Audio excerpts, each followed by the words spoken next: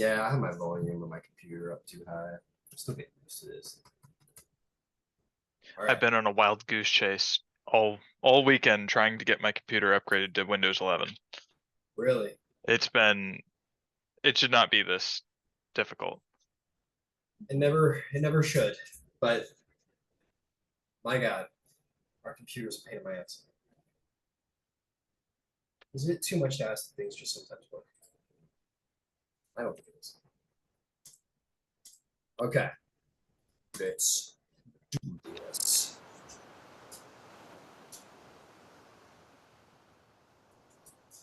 Okay. Let's.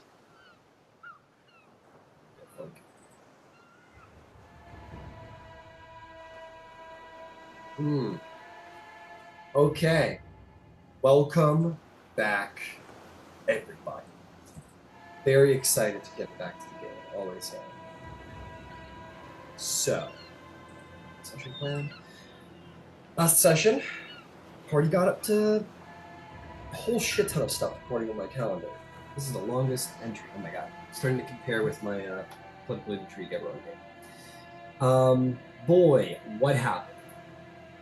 Zeus was angered by the infighting amongst his children, these demigods he'd summoned. He said, "Get out of my sight, and before the sun goes down, you better prove yourself in my eyes.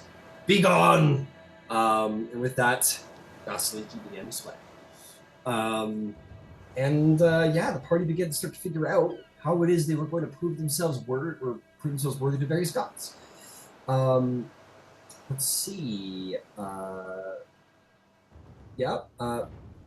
Xanthos spoke to a bunch of people and waved hello to a bunch of people on the way in and out of those little meetings.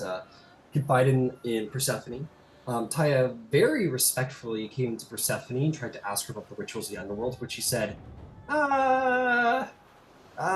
like, funeral rites?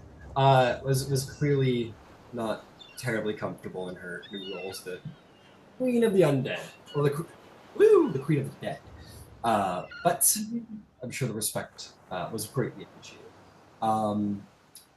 Thyia then laid the fallen satyr bard to rest with some respect.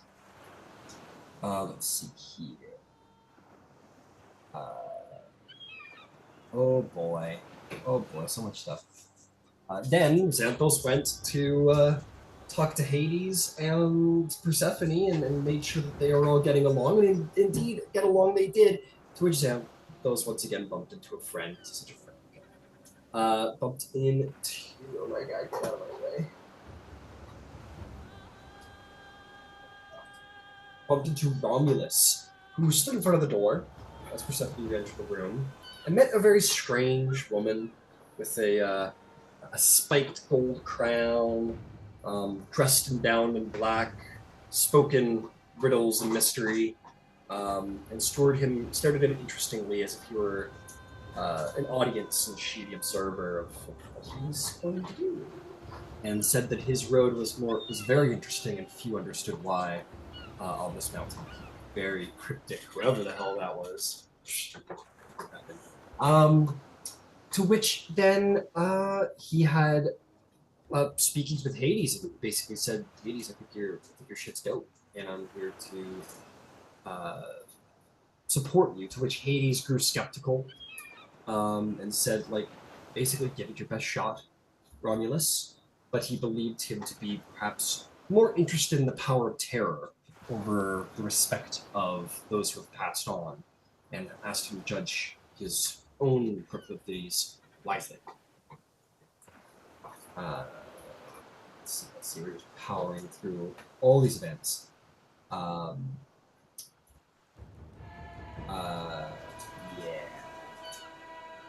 Xanthos then went to meet with Athena and spoke about the death of the satyr in Dionysus Amphitheater, to which Athena kind of perhaps showed off her greater wisdom, remarking that she had unfair advantage over Xanthos, but was interested and seemingly pleased to hear of Xanthos' cleverness as he came to she came to try and teach you of the situation or understand the situation or how best to improve. Essentially saying Vasaliki was largely successful in what she wanted to do. How could you take her tactic and improve upon it? Remarking that she thought it might be the power of the story itself. The story gave rise to the madness. Perhaps it was the story that gave birth to madness.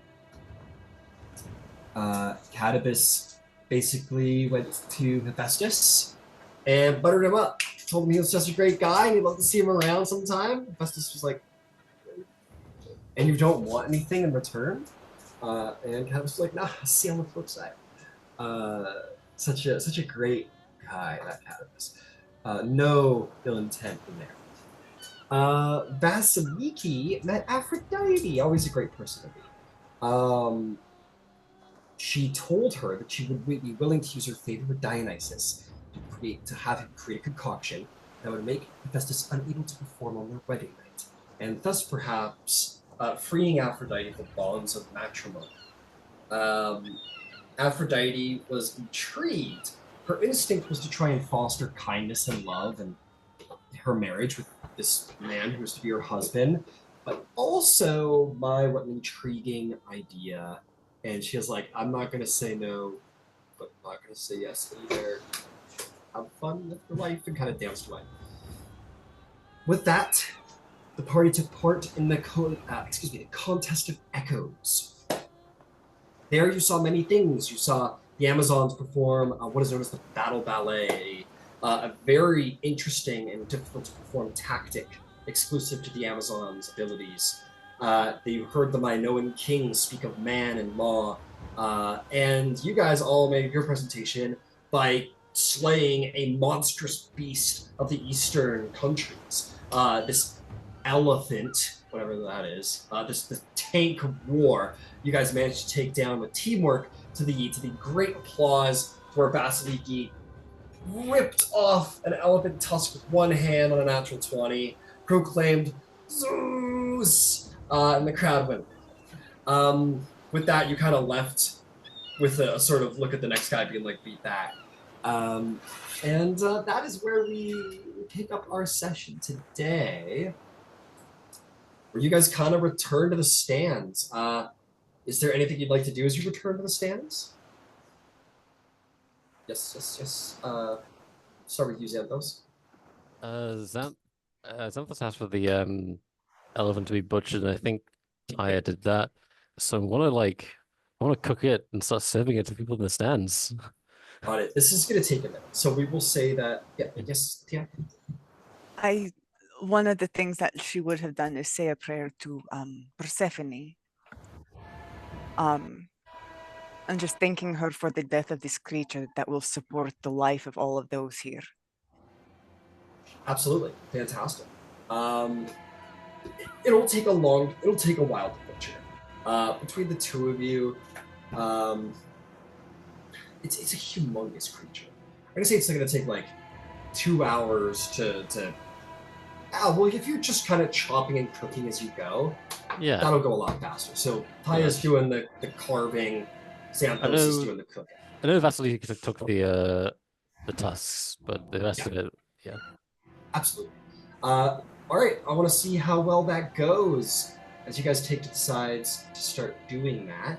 From Thyia, I'm going to try and start going correctly with what is presented here. There's no check really for getting meat.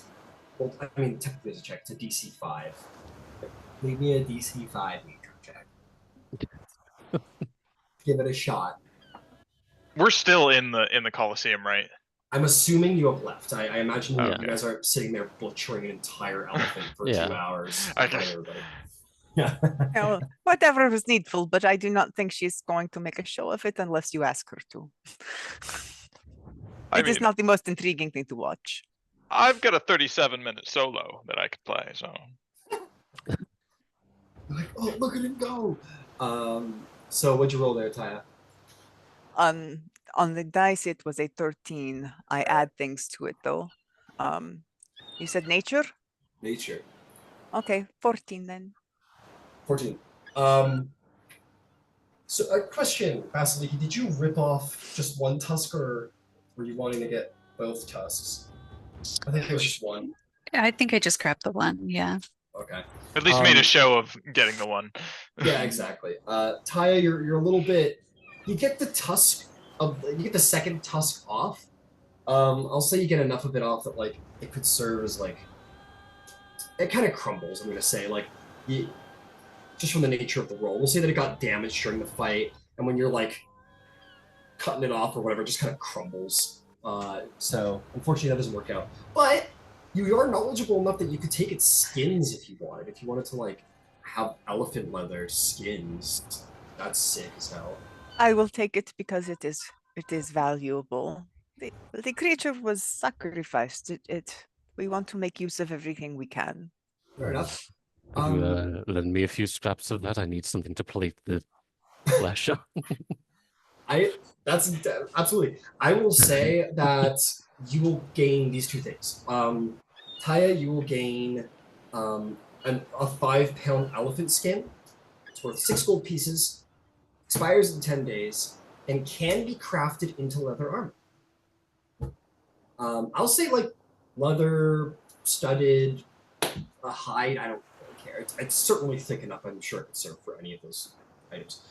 And then any of the excess skin that was like damaged in battle that's no good for hide. Yeah, so yeah, this you can use as plate. Oh yeah. Cool. As for the meat that you get, is a lot. Yeah. You guys have like 88 pieces of meat, so like 352 pounds of meat. So you're gonna feed everybody and then some. It is banquet. Yeah, it's fucking bacon. That's right. There are lots of people here, you said. Oh, there are. So this will. Then it will feed everyone. Absolutely. So Xanthos, now for the cooking. Why don't you roll me? Tell you what. What skill do you think Xanthos fits most properly for Xanthos' cooking method? I think that this is like because it's an unfamiliar like ingredient. Like what the fuck is an elephant? Yeah, it's a lot of I guess it would just be intelligence, like using prior knowledge of other like ingredients to kind of like sort of figure it out. Okay. Then why don't we call it a nature check? Call it a nature check and at advantage because I assume you're proficient with cooking Yes, tools. I am. Okay, I'm not good at nature. Oh, but I roll well. 17. 17. Yeah. You're gonna cook up quite the feast. I'm just gonna check to see technically what the book says the rating of that feast is for 17. I think 17 is considered gourmet leather. I'm gonna double check. Just to be sure. Okay, cooking tools. Yeah, 17 is considered like a gourmet level meal. You cook some elephant barbecue, baby, and it is delectable. Actually, the Xanthos just like really undersells how good of a cook he actually is. Yeah. He's like a guy just alone in the town, actually, like because he's been doing it for so long. It's actually like really good. Oh yeah. So we'll come back to Thyia and Xanthos' distribution of food, because that will take a minute for the first round of whatever to get out. But as the elephant is pulled away by whatever servants would have it pulled away, and you guys kind of start a little like cooking show outside the arena. Well, you know what? Actually, that's what it is. Okay, cool. What about Candybus, Vasaliki, and Romulus as you guys exit the arena and kind of re-enter the stands? I'm probably just heading back to my seat. Although I am watching the tower with Aphrodite and Hephaestus, and I'm waving at it. Aphrodite's like so happy. She's like, "Oh, I'm so great. You killed that elephant so good." You can see that she's delighted in your use of music. She's delighted. Hephaestus is like, he's like a little like, he's like halfway between bored and like, hitting on my wife, or my fiance. So he looks a little like glum, but Aphrodite looks very pleased with your. It's hard to tell who I'm actually looking at from this distance, but I'm like staring daggers at Hephaestus, waving at him. Oh, you're staring daggers at him? Well, not like daggers, but like You're that's focused. who I'm watching. Yeah. Got it. And yeah, they're close enough together that it's gonna be hard to tell. So yeah, you see him, and he's kind of like, watching. And just as a blanket reminder, just trying to set the tone for this. Favor with gods. I'm very much posing my mechanics to make it like public stuff, so that you guys have access to the chart. You can look at it for yourself, but just so you know, the overlying what's going on is that this is a game about boldness and heroes, and I'm the best. So the overarching golden rule to gaining or losing favor is like do public shit. Be loud, be proud. That is how you're going to gain or lose favor. Cool. Moving right along. Yeah, Candybus, you get a little assessment there. What about Vasaliki? What about Romulos? I think Romulus, he would kind of quietly go back to his seat. And when he sat down, I think he would try to not obviously, but still see what some of the higher ups think, or like kind of how they're conducting themselves after the performance, so to speak. Which one, sorry? Just kind of a cursory glance to like each. Yeah. Okay, because it's so many, making an insight check. Mm-hmm. Just trying to hit everybody.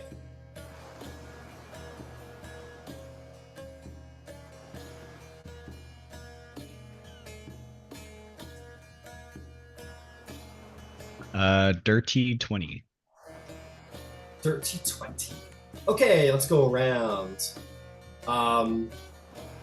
Zeus is like, he looks pretty happy with Vasaliki.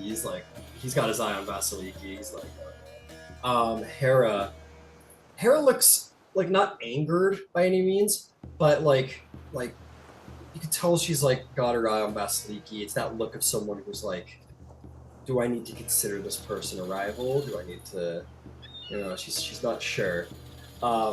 She's grown a little uncertain. Moving around to the side here, the fellas of the gods. I think Apollo seems to applaud. He seems very pleased with the performance. Ares is pleased with the performance. You guys just fucking slaughtered fucking elephant. Hell yeah.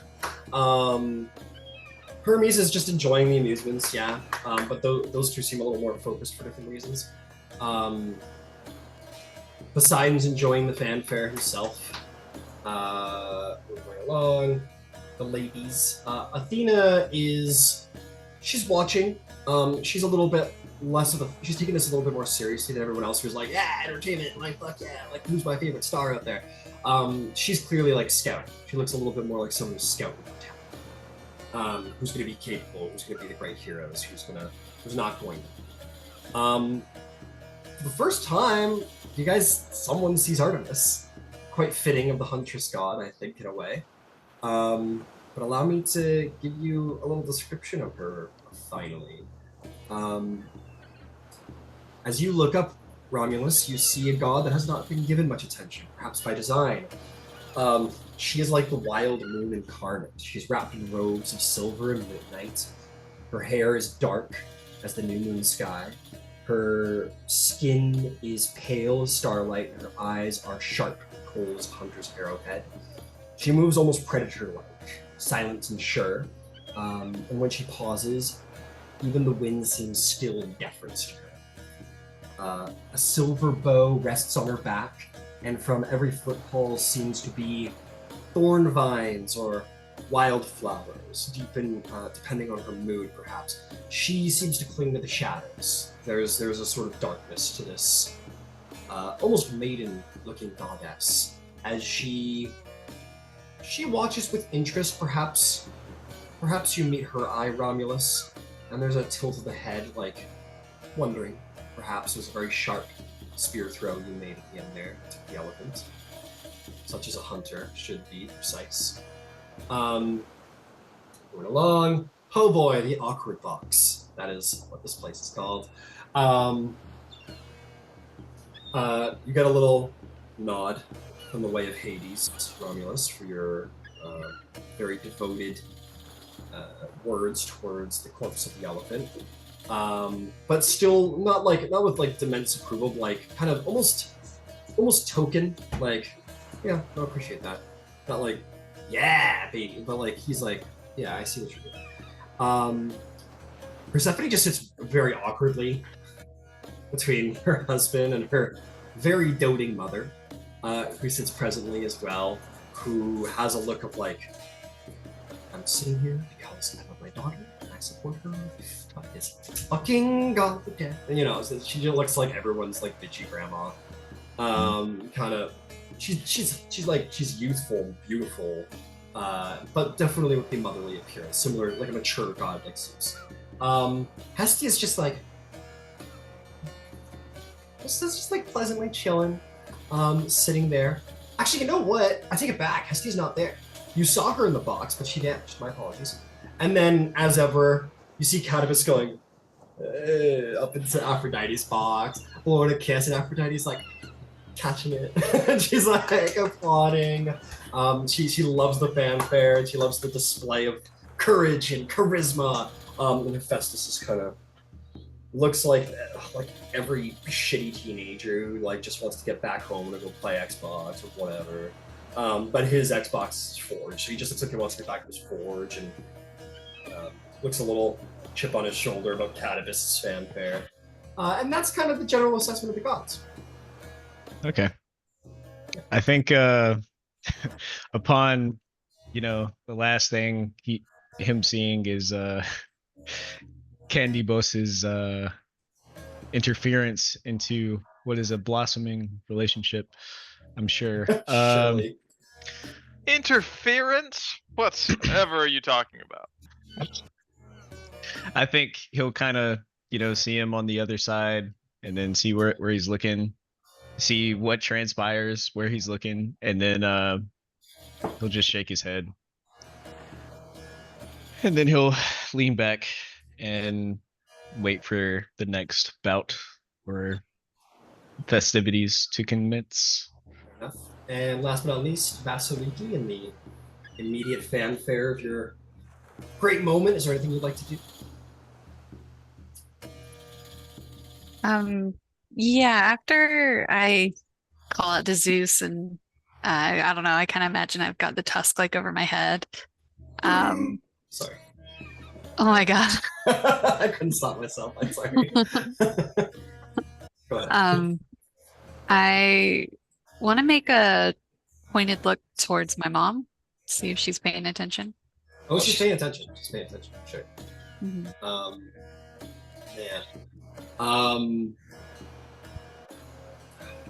Right now. She's got the look that she often has when it comes to you when you're sort of presenting yourself. This look of like frankly of like making sure that you're gonna do well.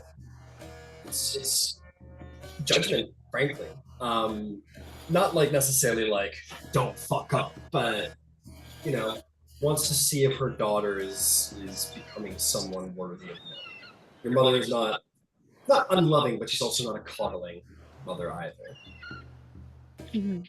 But she definitely looks at you for intense. Okay. And is she still with her sisters? I'm gonna roll for it. See if she's feeling anyway. Yeah, she's with them. Mm-hmm. Okay. They kind of sit a little behind her, though. She's like. Mm-hmm. Yeah, I'll wait for a private word with Queen Hippolyta. And can you remind me what other events we have today? This should be it. This is the final event today, actually. Okay, so you do have tomorrow. You have what's it called? You have a divine assembly that all the gods have been present for, been summoned to be a third party in a judgment of some of the demigods present, and there is a wedding rehearsal after that. Okay. But there's breaks between shows, so if you wanted to like interact with the god between a show, you could. No, and Zeus said I had to earn his acknowledgement by the end of the night. Yeah. Okay, so it kind of feels like now or never. So or we're gonna have the feast of the elephant, right? Yeah, that's gonna be. It sounds like handed out in the stands a little bit. Oh, in the stands. Okay. Yeah, so there might be a party afterward. There might be like an after party. I don't know. Yeah. But you don't know. Yeah. If you would have wanted it done a certain way, you could have told us to done it that way before you went up to see whoever you were going to see, right? Mm-hmm. Like if you wanted us to serve it in a particular order. Oh, okay. Oh, interesting. I see what you're saying. No, that's okay. I didn't think to do that in time. Sorry, I'm just thinking. You can always. There's going to be more events going on, so if you want to wait for, like, it's not going to be like endless, but there is some more events to come on the roster before the night's over. Okay, I don't think one will be this public though. So, yeah, after like Vasaliki looks to her mom and maybe sees her appraising eye and we'll jump down off of the elephant and march to be in front of Hera and Zeus. Yeah, so why don't we put you like right here on the center stage before King and Queen of the Gods. She'll pull out of her bag the tiger's pelt and go down to one knee and hold it like out and up. And she'll say, Queen Hera, with Athena and Ares as my witness, I slayed this beast swiftly without drawing so much as a drop of my blood. I present this tiger's pelt to you as a gift to recognize your sovereignty as the Queen of Queens. Your domain over women is well respected amongst my people, and I am proud to honor you with this gift today. And she'll lay that at her feet, and then she'll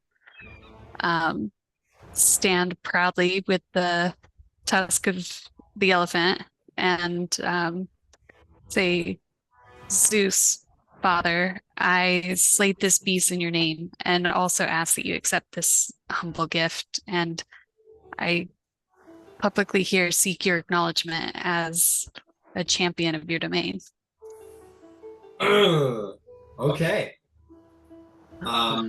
Yeah. Make me a big old persuasion check at advantage, because you come with many gifts. Okay.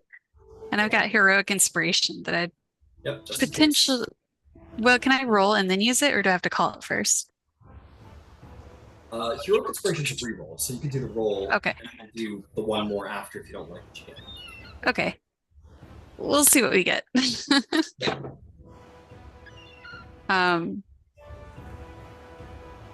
That is. Oh, that's a 10. So we're gonna go for the reroll. Oh boy. Oh my god. You're not gonna believe it, but it's in the chat. It's a nat 20 for 20.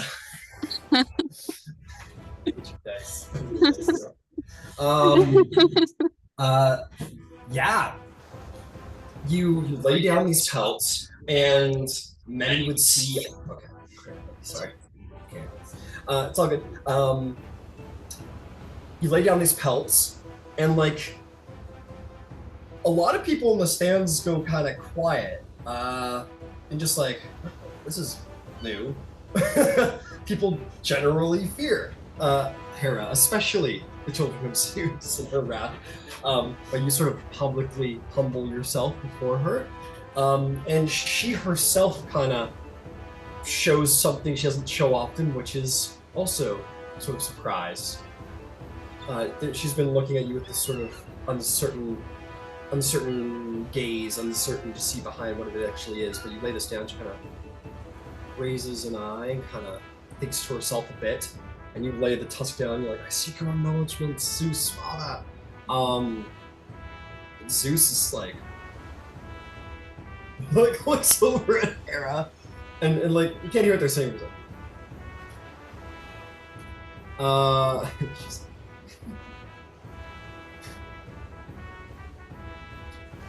this is something I want. That's the kind of the gesture. Zeus will kind of give her a little nod. And he will step forward, off of the side of the railing, in which sort of the sky kind of erupts with his power as he levitates down to the field next to you. And you find yourself standing as close to Zeus as you ever have, as he comes to be right in front of you upon this stage. And he said, he looks down, smiles, gestures broadly, says, would all demigods, would all Olympians acknowledge the sovereignty, both with such honors, such rightness? You Vasaliki of the Amazon people, I call proud daughter this day. May it be known, you are Vasaliki, daughter of Zeus, henceforth.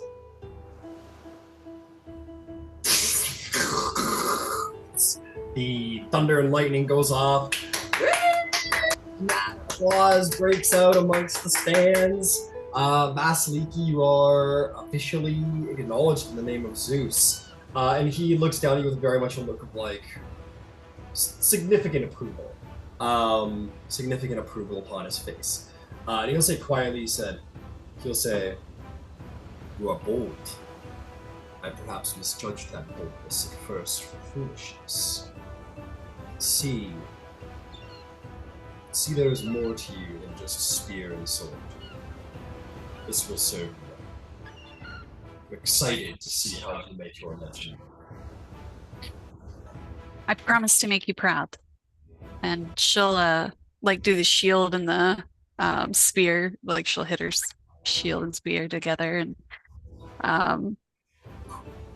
like I don't know. Yeah, you like do the salute and bang your shield. It's just like he's feeling it a little too. Like, all right. He goes, all right, go sit down. You see, he's like kind of like a little too into it. He's like, okay, yeah, go sit down. Go sit down. And he's gonna ascend back to his place beside Hera. You'll look into the audience to probably see some jealous, maybe some jealous sons of Zeus who have yet to be acknowledged. You are the second acknowledged, and the first after his proclamation that it must be done this day. To where some of the children of Zeus look like they're sweating a little bit. Yeah, you can exit the field and you get some pats on the back and definitely some looks. Your mother Hippolyta, she looks genuinely impressed. She looks very, very impressed with you. You maybe catch her eye, and she gives you her stern but approving nod of did well. Vasaliki will nod back and maybe can't help herself but smile a little. This is a big moment for her, but she's trying to keep her cool. It's a huge moment. Yeah, and you're probably, people in the crowd are like, daughter of Zeus. And you're like, okay, all right, So yeah, people celebrate you for sure as you make your way through the crowd. You make your way back to Romulus and the Graces and everything? Yeah, that's where I'll go. Excellent. With the Graces, they've changed their tune immediately. They've very much changed their tune now. They just start kind of going, what do they say? Such splendor, many mirth, great abundance. Oh, so much. And they're just like, they thought you presented yourself very well. And you seem to have the approval of the Graces. Any words from Romulus as you join her, or she joins you?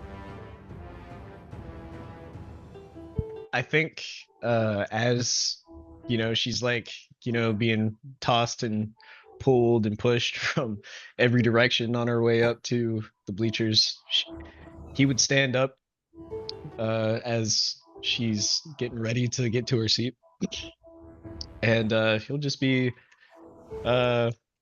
clapping in his hands with a smile across his face. Not like overtly, but I'd imagine when Vasaliki sees you, she'll get a little excited and like rib you. She'll be like, I did it. I managed to actually do it. Yes, you did.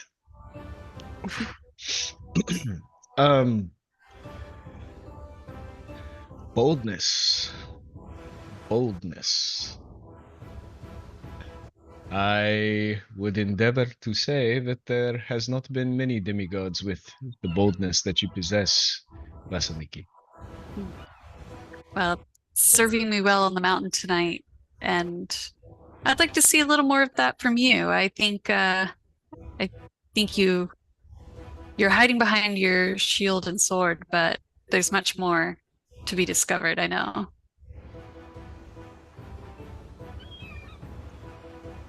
Perhaps there is more to discover. So you haven't told me yet. Who are you seeking your acknowledgement from? Whoever will have me.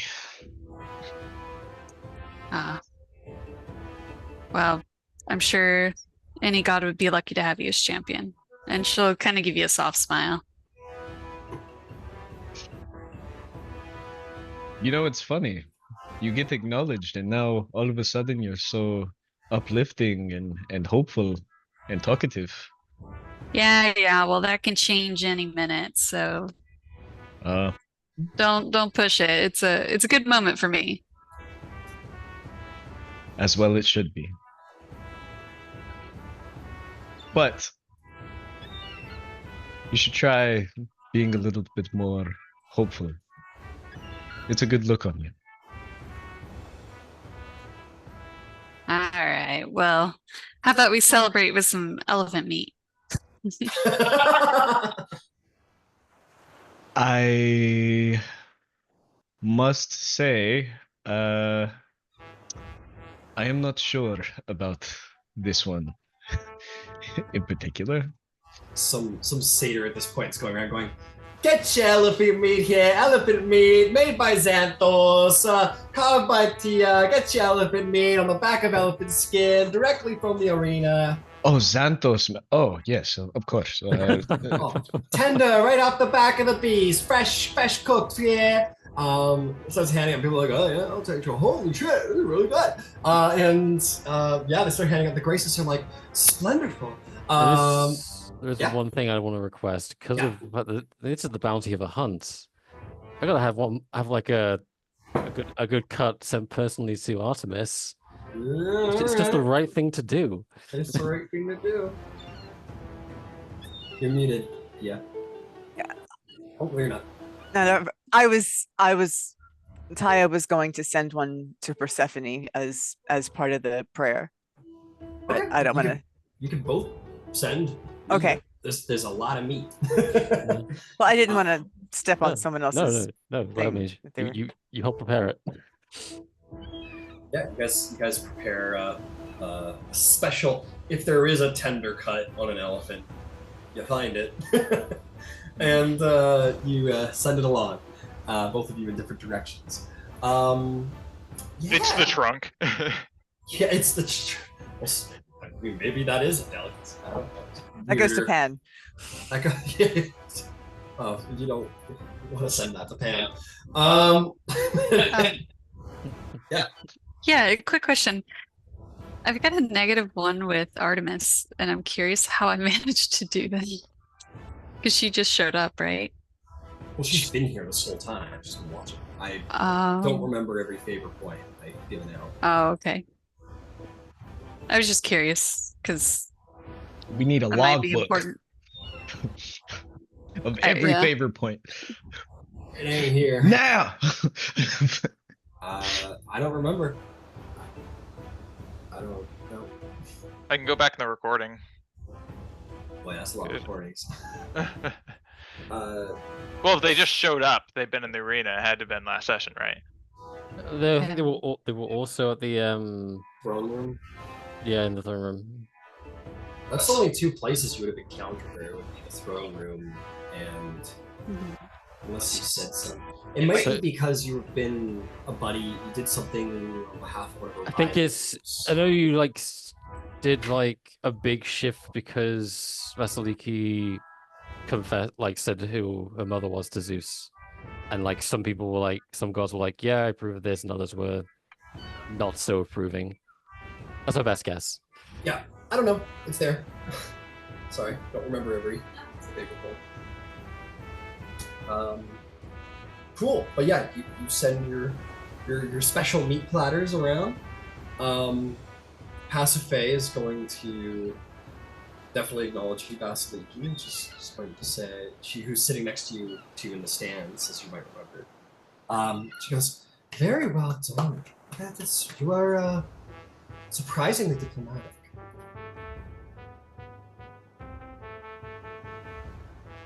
Well, I only seek to pay homage to the King of Kings and Queen of Queens. They are they're sorry, I'm like, I don't even know what to say. I'm sorry. They're important, and it's due recognition. She just sort of nods and says, oh, make no mistake, I completely agree. Just most would take it poorly when their mother gets cursed. But you seem to be very diplomatic. I'm a compliment. Hera is the god of women, and I think that's important. It's important to me and the way I was raised, worshiping her over the years, and so it's exciting to be in her presence. And my mother will be fine. She's always fine. Well, congratulations. I have my eye on Hera myself, actually, for acknowledgement, so maybe I need some pointers from you as you move away with the gods. Did she say she was seeking favor with Hera? Is that what she said? Oh, okay. Well, thank you for saying so. Apparently being bold will get you far, so perhaps try putting your best foot forward. She gives you a little cocked eyebrow of approval, a little smile on her face, and seems to be vibing with what you're putting down. In the meantime, yeah, you guys are all here, the crowd going like, boo, boo, boo, as some poor demigod had to follow all of you. Just trying to find out which one it is.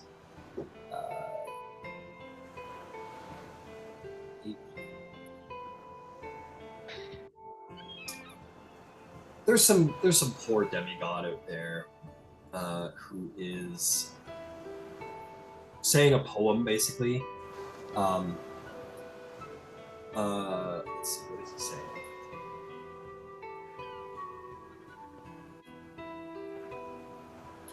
He's going, I do not bring blade or scroll, but the storm that lives in the throat. My voice is thunder made soft, a memory, tuned melody. And everyone's like, boo, boo, boo, we're gonna know an elephant, boo, boo. And he's like, oh, come on. kind of gets booed off stage. Gets off stage a little sad, and everyone kind of just like laughs and applauds and tells him to, get out of here. Yeah. The events go on. The elephant meat is served. Xanthos, at a certain point, Hestia's gonna show up. And she's gonna say, "My, what a feast you have going on here, Xanthos." Xanthos will like be. Xanthos cooking is like he's usually quite a somber individual, but he just lights up when he's cooking. So like he'll look up from what he's doing, see Hestia, and just like, Hestia. Well, it's good to see you. Is there anything I can do to help? Well, there's more meat than I can really take care of in one day. So if you would like to pitch in and help me serve all these hungry people, by all means, I would love to have some help. I would be more than happy to be of aid. And she will. I'm just trying to find. Where are you? Oh, I haven't posted Hestia's mini or her handout. There it is. She'll make like a little applaud, and just beautiful nymphs and silks are gonna come out and start like taking trays and going up to serve, and instead of just Dionysus's. In fact, I made a joke about satyrs earlier. I think it would be satyrs. I think it'd probably be like these like lovely nymphs who come out, who are sort of the helping hands of Hestia, and we'll go about and serve the elephant meats in a most fine way. And I'll say, Hestia, as you guys make your meals, if you would wish. Hestia goes, "Oh, I wouldn't ever wish to get in the way, but if you wish, I'd be more than happy to serve these to Persephone and to Artemis for you." You could never get in the way, Hestia. It'd be a joy to have your help. Well, very well. And she'll take both trays and make her way off. As soon as she clears the area and is out of earshot, Thyia squeals the squealiest fangirl squeal. I can do it, but I don't want to blow anyone's ears out. Ryan's heard it when he's introduced characters in Taldore, but it's just, okay, and then she'll go back to happily go back, but she's just all in a tither and trying to gather herself in case Hestia comes back, because that would be silly if Hestia saw that, but we absolutely waited until she was out of earshot before she like sounded like a kettle that was overblowing. Are you okay over there, Thyia? Did you hurt yourself?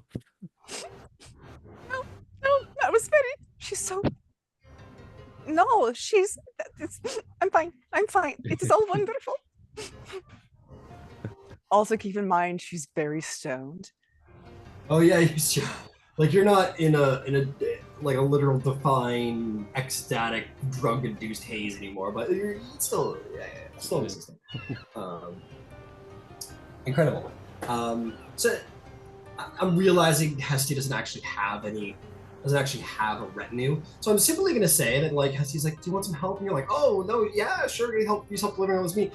And she'll just like literally just like multiply, and just like there'll be different, maybe like little flames that sort of skip out of her bowl and kind of manifest into like little flaming spirit versions of Hestia that will deliver the food on your behest. So we'll basically have a small army of like Hestia fire sprites to help deliver your food, and then the true Hestia will deliver to the gods. Twice. Excellent. In the meantime, let's see here what else is going to happen. So this person gets booed off stage for, all of that.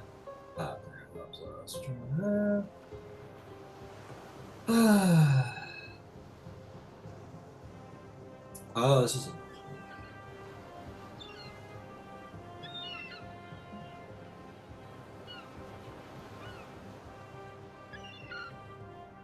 Oh.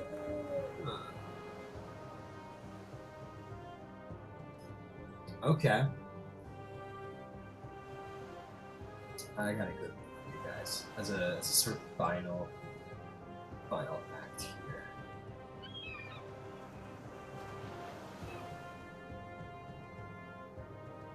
Okay, you see, actually this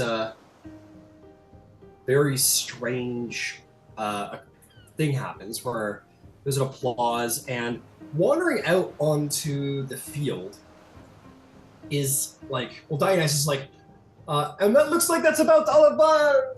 What the fuck? And this centaur is going to walk out. He has elk-like branches or horns coming off of his head. He wanders out. He looks as wild as anything. He simply bears like a bow and a quiver across his back. He wanders out onto the field and kind of like looks around, like kind of a little showing his back, just whether it's haphazardly or whatever, to Zeus and whatever. There's no presentation about this individual. He'll sort of speak quietly, but the magic of the world will project it enough that it's hearable. He says, "What contest is this? I've climbed your mountain." So he looks around and goes, "You speak of valor and wisdom like baubles, yet below the beasts and the mortals weep while you're debating echoes." Hera looks like looks upset at this guy. And anyone who might be looking at Ares, he kind of grins at this individual, whoever he may be. He sort of lifts his arm, his bow in it. He says, "I offer no poems or sword play, only this." And he lifts one of his hooves in the front. He snaps his bow over his leg. He tosses it into the sand in the general direction of Zeus and Hera, and says, "When gods forget their children, I am what happens. So if you're going to judge me, don't do it for beauty, but do it for truth." And there's a silence in the arena. Zeus looks most unhappy. The braziers sort of flicker as breath leaves his mouth as he finally speaks. It's truth?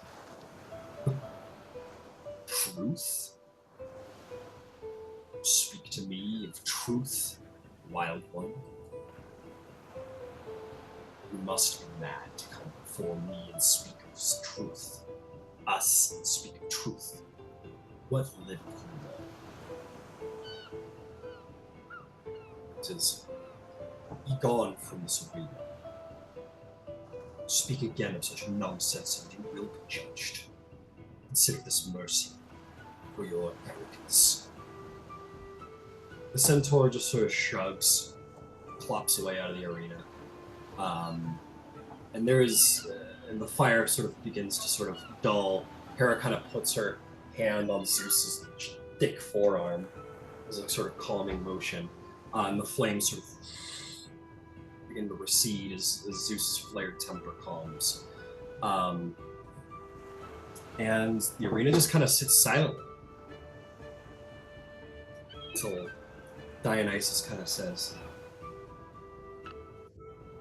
"Echoes have spoken. Now, mighty Olympians, whose tales shall you decide to immortalize? Who among these demi-sons, half-born daughters, shall rise to legend, and who shall return to shadow?" I'm sure they're all eager to find out, especially you, great father, for apparently they have one night in one own. Zeus will speak broadly. Says, "I have heard much throughout the day. There are some worthy and some who are not. I will acknowledge those who I speak, and the rest will leave my mountain. They may walk, or they may fall. Choose wisely those who are not called.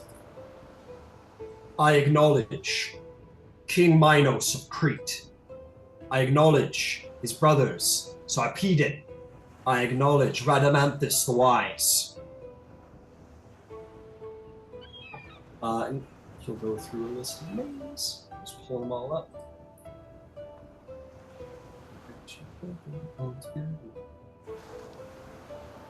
Sorry, I'm just finding all the names of the ones that he will acknowledge.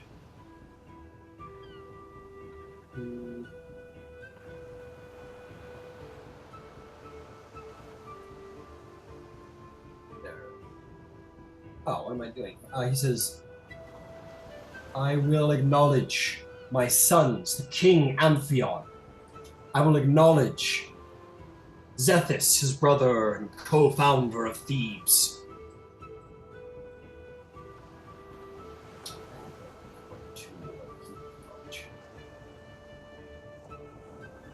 Just gonna make extra sure I'm missing anyone because this could be irrelevant.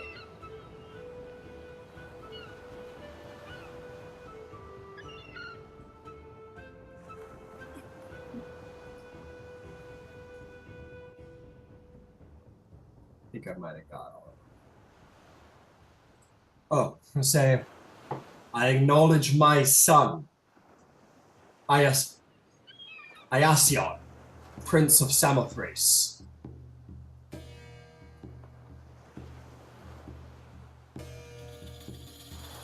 I'll post these handouts if you guys want, because there'll be sort of attention will be drawn to them in the stands. But you have most of them.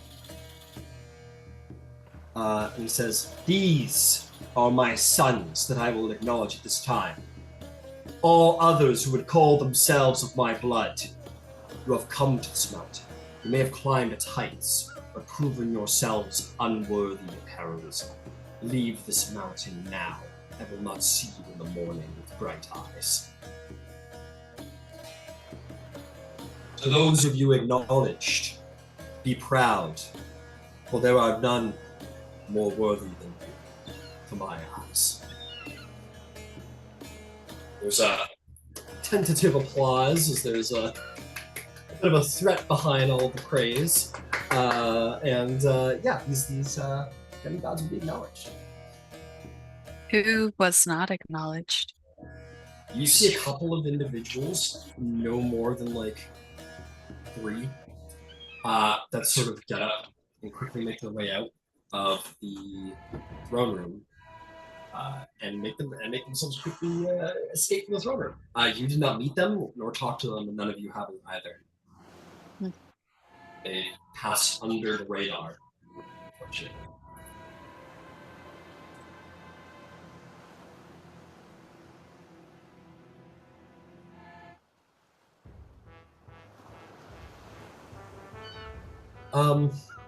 Dionysus applauds and says, and then everyone else sort of applauds, and essentially like a bunch of dancers will come out onto the fields of the arena and kind of start dancing, just playing flutes and music and dancing. The muses will sort of cease their choir and kind of begin mingling, and the arena just kind of becomes like a bit of like an open party at this point. It's sort of like the after party now a little bit. Torches light. Apollo's sun has gone down. Yeah, everyone sort of rises from their seat and starts to kind of just socialize a little bit. I will say, this one golden-haired, oh shit, I posted it and stuff I wasn't supposed to post, hang on. You didn't see that. You didn't see that. There. This one gentleman comes up to you. Frankly, a pretty-looking young man. He has like curly blonde hair. Who you haven't talked to? This Iasion comes up to you, Vasaliki, and say, "Well, you are acknowledged a lot more grandly than I. I'm just happy to have made it through. I am Prince Isayon of Samothrace. I just wanted to introduce ourselves. Well, perhaps. Sorry.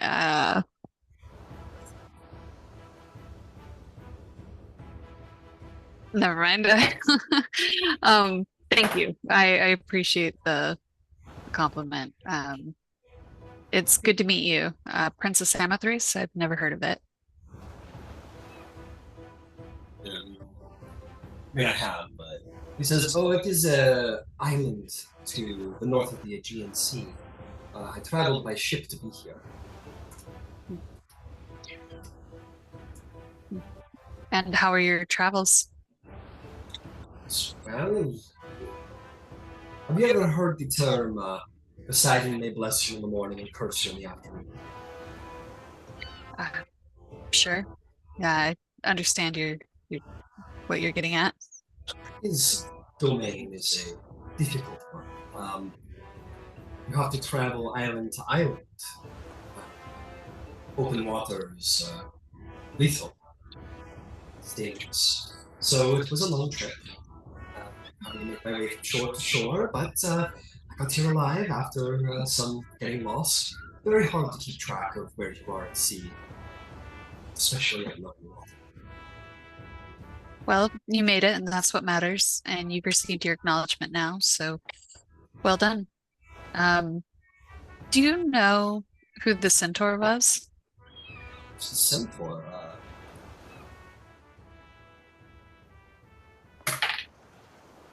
Yes, his name is Xanthos. He comes from the north, the frontier, past Macedonia. He is sort of a, unsurprisingly, a bit of like a mythical creature, silent hunter type. Don't offend the forest, or Artemis may bring her wrath upon you in the form of a centaur. Whether that's true or not, I don't know. Well, I wonder what his deal is. He seems to be displeased with our king and queen. Foolish. So, if you ask me, could you imagine when before Zeus and Hera insulting their courts? I'm amazed he's still alive. Well, perhaps there's retribution coming for him. Yes, sure, very possible. No, anyway, I'm going to leave you to your family there. Just wanted to say hello to a sibling, I suppose. Yes, I've been meeting many of siblings of late. I'm sure you have as well. Yes, you are all very intimidating. He'll just give you a little nod of the head, and he'll turn, he'll leave. Yeah. The gods will kind of just, I imagine, descend from their high plinths and kind of mingle amongst the demigods, and the demigods are about sort of patting each other's back a little bit here and there, about like, the Cretan kings look a little relieved that it seems that their rhetoric was wise and profound enough to garner them the attention of Zeus, and there's some celebration. Certain acknowledgements are sort of spouted out here. Ares will, at a certain point, say broadly, he'll bring his spear down and say, "Hear me, brothers, sisters, father, mother, all hear the words of the god of war. I brought 4, and only 4, of my children to this mountaintop, and all 4 know of governance, the art of war, courage, for they climbed this mountain and its perils without injury. They aided along the way, and they have fought strongly and with skill. I proudly and without reservation acknowledge my daughters, queens and royals of the Amazons." And he'll bang his spear once more, sort of point it broadly in the direction of Hippolyta and their sisters. And I think you will see Hippolyta will stoically as ever kind of give a nod, give a sort of a bow in Ares' direction. You see a few, you know them, Vasaliki, Melanope and Penthesilea, who are the two youngest, are a little bit more gleeful, a little bit more like, yay! Like they're warrior women, but they're celebrating amongst themselves. Antiope like looks satisfied, and there's a certain relief to her, which you would definitely register as like, whew, how would it look bad if I didn't get acknowledged and fucking Vasaliki got acknowledged, you know? So she's probably sweating after you got acknowledged before her. Ares will stride over to them and sort of tear from his waist a belt and raise it over his head, which will bear like the Spartan sort of helm across the front. The metal seems to be almost like a rust red, perhaps from like layers and layers and layers of dried blood. He holds it broadly and says, "This is my belt, and it carries with it the divine strength of a god. For I proclaim it be bestowed upon my favorite daughter, Queen Hippolyta.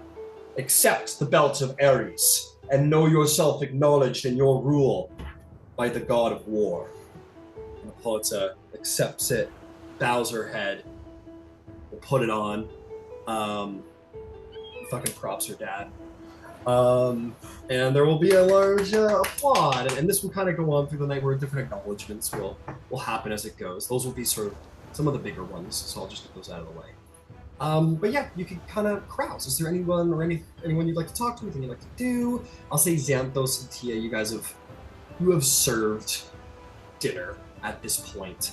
And we'll say Hestia's like, go have some fun. I mean, you've done most of the work. I could just serve. You just go have some fun eating demigods. Thank you very much, Hestia. Your help is most invaluable. Yeah, and you're free to roam the arena. You will both get some like, oh, okay, oh, we got elephant meat inside. Who knows? You know, a couple of demigods will definitely give you guys praise for your fine cooking. I will head over, I guess, to where Demeter, Hades, and Persephone are. Absolutely. That is what Thyia was also going to do. We could just go together. Yeah, absolutely. We'll say that they've just sort of descended. I'll tell you what. As you guys are making your way, they sort of like descend. Demeter is kind of like walking away, and she turns back. She says, "Persephone, come with me." And Persephone's kind of, she's got the look of like, Hades doesn't say anything. He doesn't like stay here or anything like that. He just kind of looks at her, as he does, stoically interested to see what you do. It's between Demeter and Hades. I'll sort of, Lady Demeter, if you are looking for some company as you head home, I would be happy to oblige.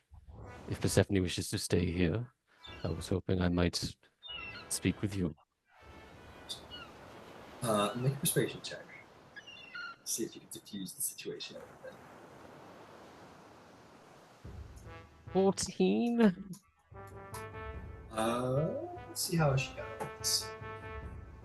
She looks at you. There was probably a sense, you know, you're not fooling her probably, but there's a sense of what, she probably knows what's going on. She has this like look between Persephone, this like scornful, like weird, mean, mad look at Hades. You know, stares daggers, doesn't stick her tongue out or anything. But she'll say, "Very well. Yes, I have no need for demigods." And she will turn with that, and Thyia, you probably, Xanthos, if you look back, you see this look at Persephone like, oh. I'll give Persephone a wink as I like follow along behind Demeter. All right, excellent. Yeah, you will head out with Demeter. She'll hang out with her husband. Yeah, why don't we hang on with that for a second? So you and Demeter begin to depart, leaving the fanfare behind. And she says, "You fought well in the arena. Who are you?" I am Xanthos. I am the son of Hades. I see. Lured me away from my daughter? Was that your mission?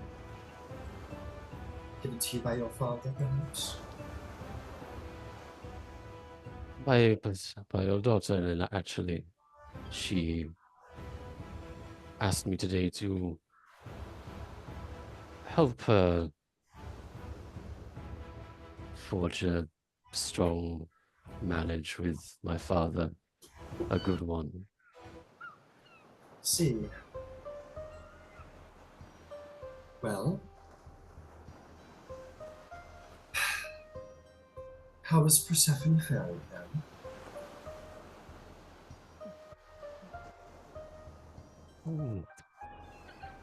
I think she feels a little out of her depth, uncertain of how best to conduct herself in the role she's been placed in, but is also strong-hearted. She wants to do well, to do right.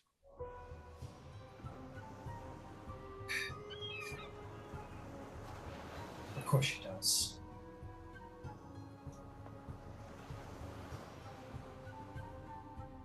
I am aware of you, and you have served much bounty upon your tables. And I am thankful to you and many of the other gods for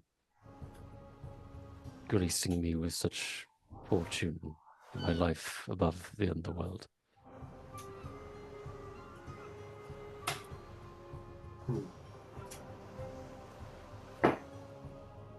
She continues to just walk quietly.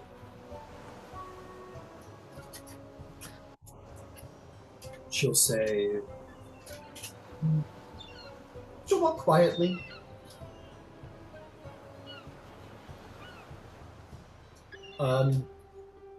At a certain point, I'll say this as like I guess a fun note.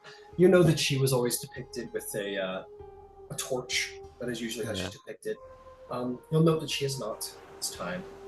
And as a note for folks, as you may have perhaps picked up on by now, it is coming into colder seasons. Persephone has been with her husband much, and there's reason for that. So we are in sort of like the autumn part of the year. Demeter just sort of walks quietly. From one parent to another, I can recognize Wally quite well. I would not have wished the land of the dead upon my daughter. I expect few would.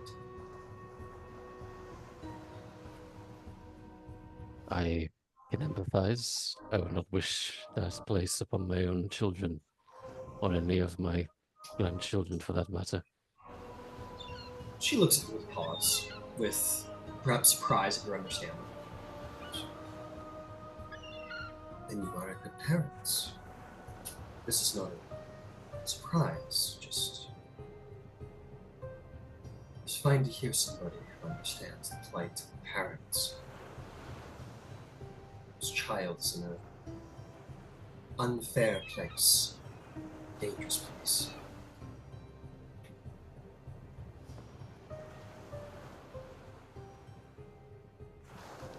The underworld has a great many terrible things within it, but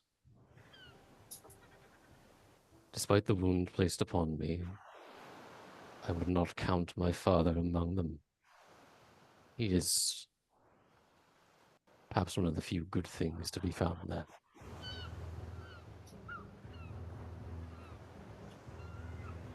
Except for the fact that he apparently abducts his wife. This is definitely the type of person I'm sure you would wish upon your own children.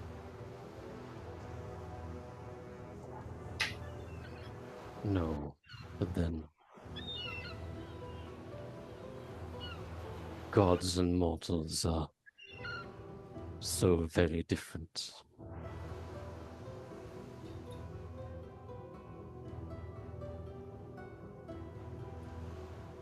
Zeus has made his decree, and that is all there is to it. And as I say, you'll come to the temple space that represents her, and she will sort of disappear into it. But the last thing she will say is, "But all of Olympus will learn what it means to have a lift, to have something taken.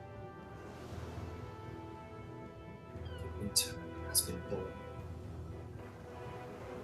Have a good evening, Xanthos, and I hope for your sake you do not have children suffering a similar fate as mine."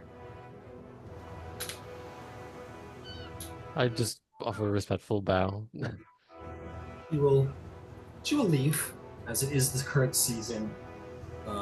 For it, Demeter will depart.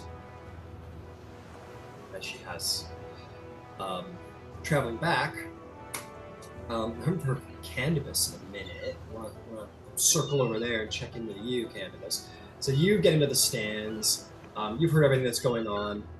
Your new friend group, the mean girls of the party. Oh boy, I want to get all their names right. We've got Hyacinthus. We have Ianthe, and of course Narcissus. They all sort of welcome you back with applause. And, oh, fine music, fine music. And I said this is a remarkable display. The performances, it would not have been the same without it. They all remark like, I do my best to pull my weight, but I greatly appreciate you all. I saw you cheering in the crowd. I couldn't have loved it more. Ianthe says nonsense. There are some who are meant to battle, and there are some who are meant to be battled over. And that is us. I could not agree more. And she smiles, and you guys sort of carouse a little bit and talk of their prospects. And Ianthe and Narcissus speak of, we must go say our hellos and, to Aphrodite. Would you wish to come with? Yeah. I would be delighted. And Ianthe will turn back to Prince Hyanthus and will say, "Would you wish to come?" "Oh, no, of course not. You must go see Apollo." And Narcissus is like, "Oh, enjoy Apollo. Who wouldn't?" And he kind of gives him one of those. And the three of you can kind of make your merry way over to catch Aphrodite.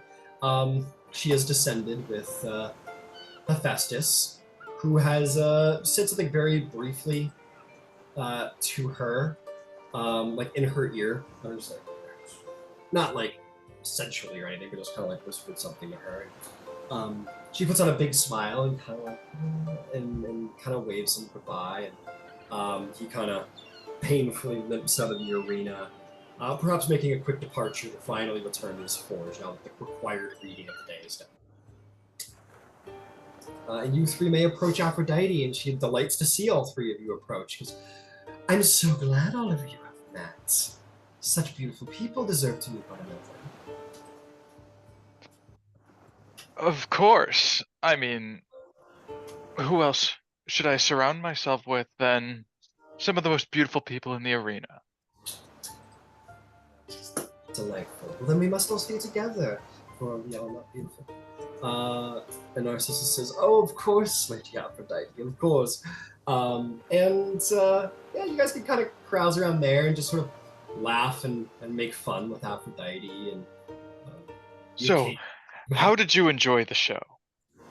It was a spectacle.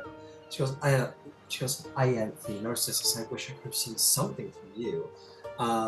Narcissus says, well, there was no catwalk. I don't know what to say other than that. Please, the world is your catwalk. Yes. All too true, Candybus. I'm glad to have met you. You get it. Aphrodite giggles and she says, but Candybus, your music and your showing of the crowd and the way you worked with your friends, it was inspiring. Truly, truly inspiring. It is the gift of gifts to inspire you. Inspired I am. She looks at you with the sort of bewildered look of, again, like an audience member viewing a great performer. She views you with, for a god, unexpected, I don't want to say reverence, but certain, like, wow, like, excited by it. And with the rest of who she says, indeed, fantastic. And in my name, too, there was lovely things are done. There could be, but only one. Ianthe says, it's true. Only the truest expressions of love are ones that are declared loudly for all to hear. It is the truest love that is not secret. And Aphrodite says, I can't agree more. Now, I understand you have a big day tomorrow with the rehearsal and all. Yes, there's to be a wedding rehearsal. What are your thoughts? Well, I would be lying if I didn't say I was a little bit nervous. I've never been married before. I never expected to be married before.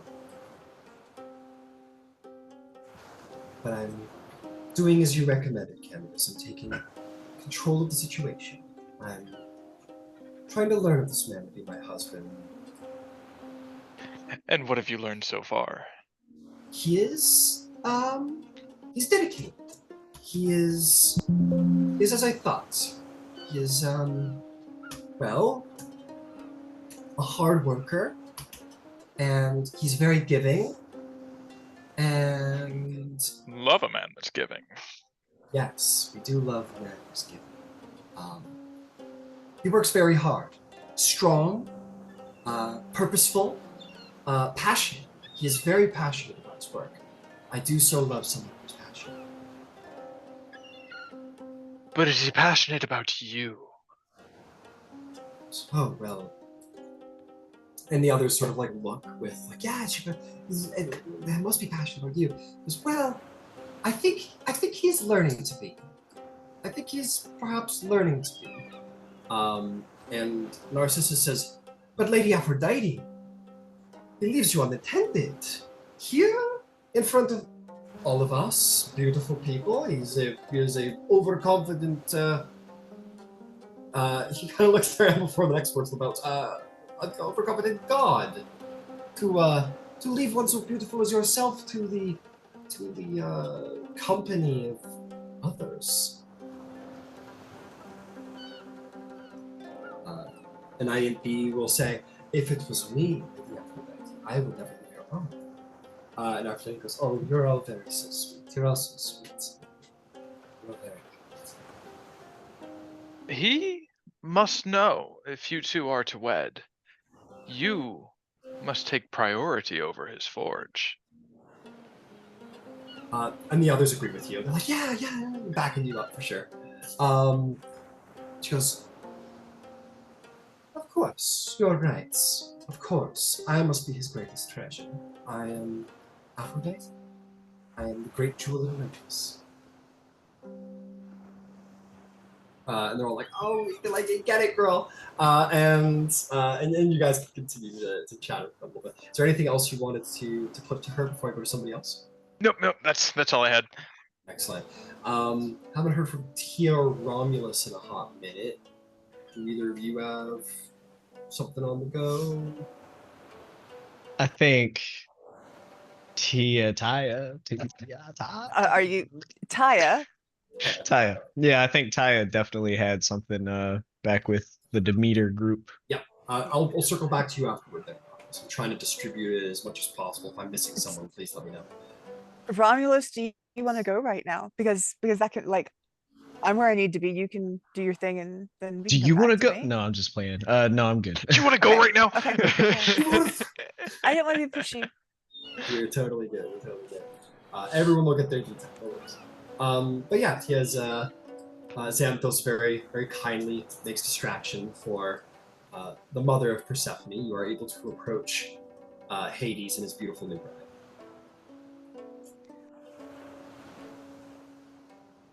Lord Hades, Persephone. My Persephone queen. goes, "Oh, Thyia, yes, good to see you again. Good to see you again."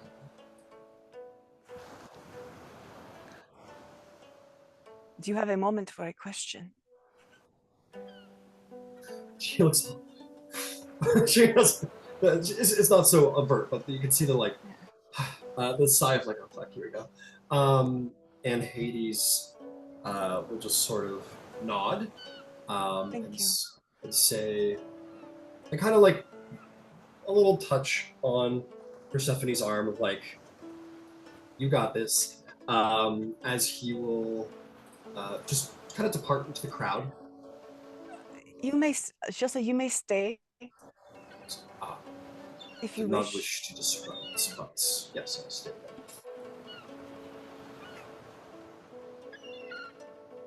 You are a goddess of spring, and you are queen of the underworld. It makes sense that you would have progeny of your own. She I blushes. will declare for you and kill great beasts if that is what you want, but I thought if I just did that, you might feel put on spot and not like. So if one was to honor you, how would you like it to be done?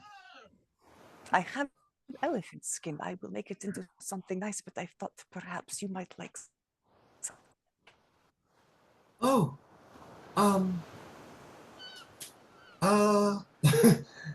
she kind of thinks to herself. She's like kind of stumbling. Would you like to think about it overnight, perhaps, and not be on spot now? Just, and she'll look at Hades. I am happy to declare. I just do not want to make anyone uncomfortable. You are new in your position, and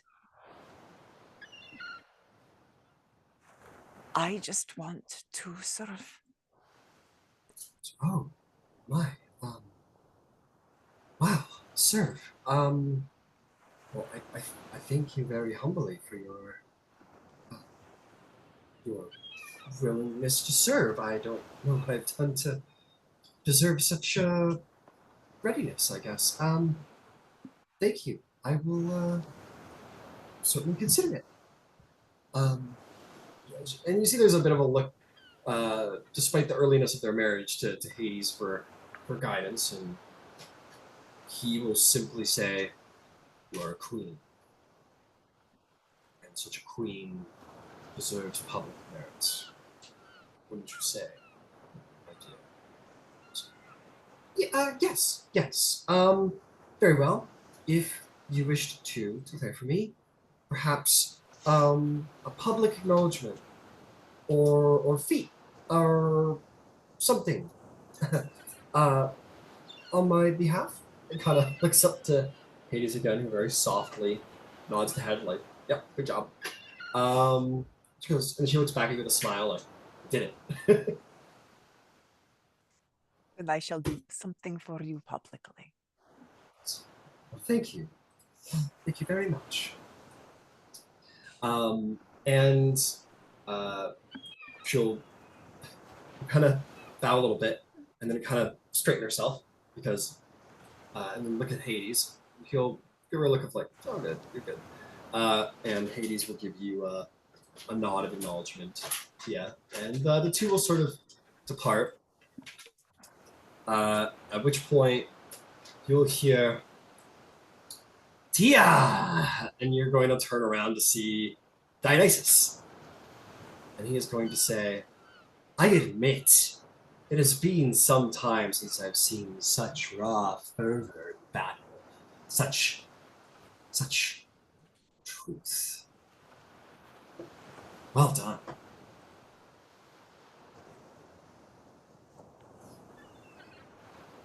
Thank you. I hope it brought you joy. It did. It did see me joy. Do you know why? It brought me joy to see you fight the way you did. Why? Because it was honest. And that's what I mean to be. You know, ecstasy, wine, madness, it all means to simply point to truth. And I think that's what I've been struggling to tell you, is that we are about truth. So you were true to yourself on that battlefield. You fought with... what's the right word for it? You fought primally. You fought from the base of who you are. And I appreciate that.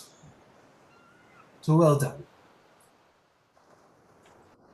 Thank you. Cool. Well, I feel weird standing here now, so I will, I'll leave you alone. Enjoy your evening, great Dionysus. He'll kind of meander away.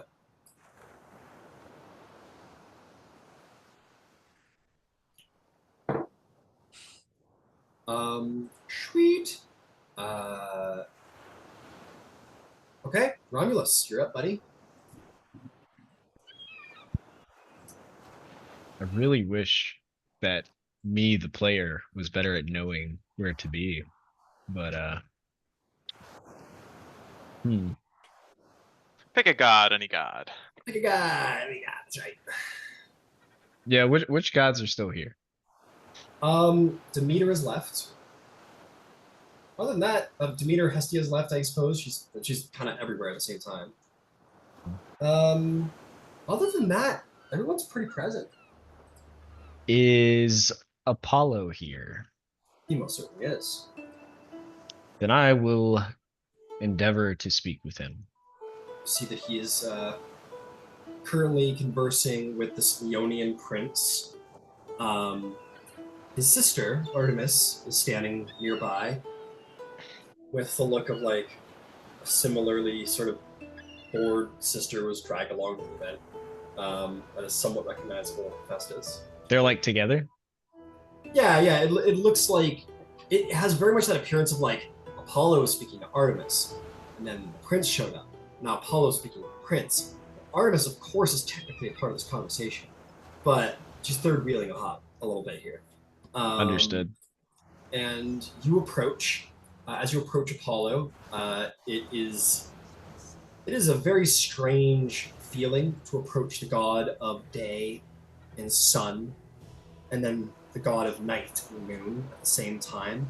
It's like both there's like too much to see and not enough to see at the very same time. Everything's obscured but visible at the same time. It's like looking into an eclipse. Like you can see it, but you almost know that it's blinding at the same time. As you approach the twins, I'll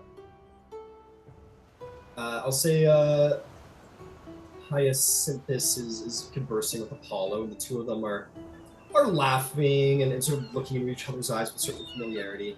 Artemis, who's been on the outside, kind of like briefly sort of acknowledges you as you make her approach. And she will have a quick word with you before the rest. She will say, Romulos. Yes. Hello, Artemis. It is a pleasure getting the chance to speak with you. Is it? She said, what is it? She said, is it?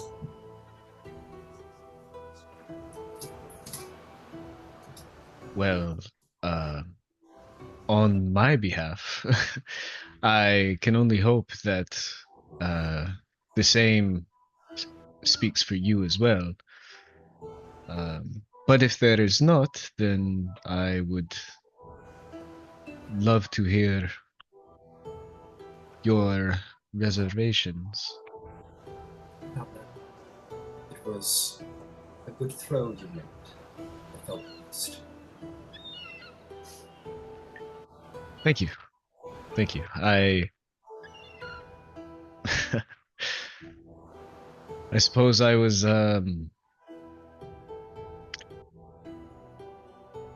digging into that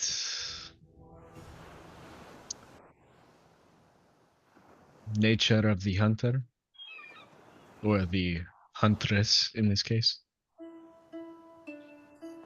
I believe I have seen you across the wilds. You have wandered most directions.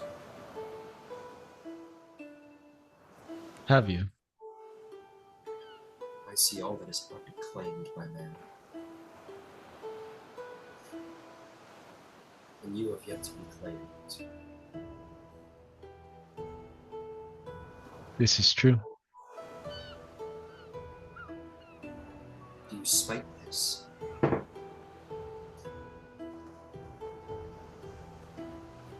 Do you seek to be owned? Travel often enough with Amazon.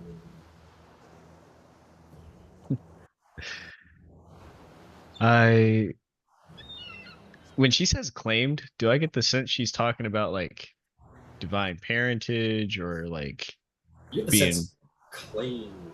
Maybe a religion check to do with Artemis and the root of what she is. You got it.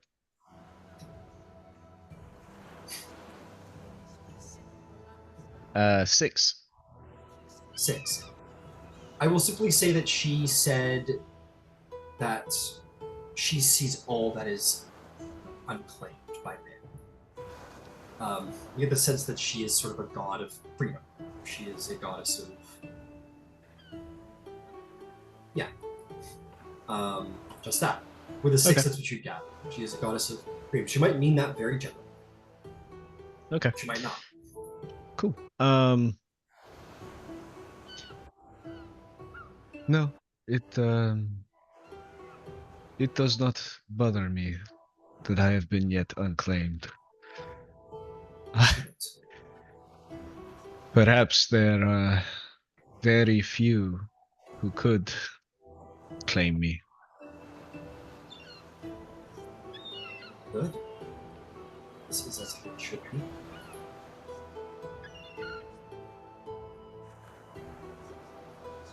That makes me feel a lot better about the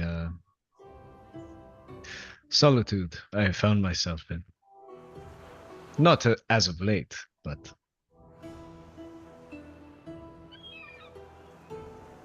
There's freedom in solitude to be had. Not bound by who, but dominance. Even wolves roam in packs. I suppose they do. It's at this time that the much more, shall we say, colorful of twins will turn his attention. And he will say, Romulus. Romulus of the roaming world.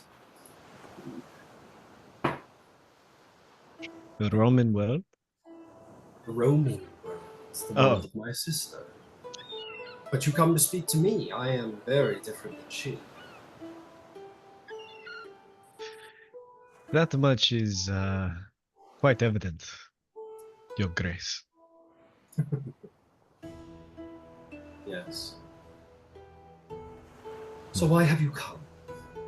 To find rhythm? Rhythm would be nice. I don't know if you have seen, but my rhythm in combat has been much of miss hit quite often. But I have not come for rhythm, I'm afraid. You've come for accuracy. Accuracy would be also wonderful. Might I recommend the bow? Far more accurate. Far distance can be reached by the tip of an arrow. I doubt I would have much aptitude with such a delicate weapon. My brother can be all about which is hard, strong, and forthright. But there is something to be said about that which is soft and with finesse and with strings to pluck.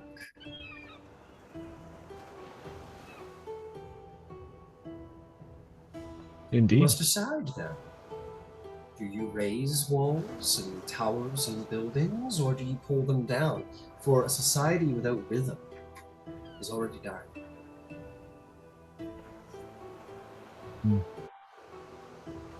So I ask you, as you hunt for truth, is it civilization that you call important, or is it something else? Something outside of it, something contrary to it?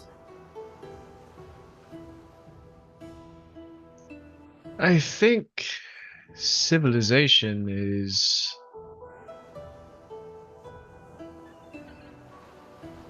that which leads man into discovering so many great advancements. It allows us to be safe behind our walls, away from the beasts. It allows us to congregate, to come together to solve our problems. The problem with civilization is the few occurrences where the needs of few, or dare I say, one, outweigh the needs of the many. It would sound like my father to speak of leadership. To speak of just leadership, that. So it is your plight then to see empty mouths fed? Perhaps Demeter might take her first step to God. Or perhaps it is an uprising that you find yourself attached. In which case, I would direct you to the God of Terror. The only true-born son here, who is no parent here yet. Perhaps a parent to you. Maybe it is the wisdom to guide with strength and justice, or to bring it to those who would call themselves tyrants, then it would be Athena. But I expect, good Romulos, it is not in prophecy that you seek. You come seeking truth, but not the truth from you.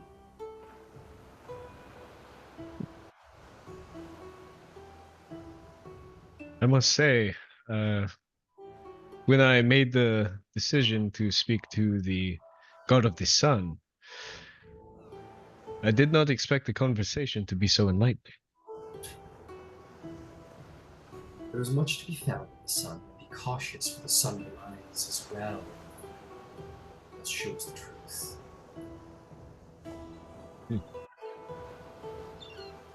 There is much to civilization. It seems you are not content with it. And this is fine. But you must decide what it is you wish to do about it. And in there, you'll find your answer. You'll find the truth of who you would wish to want.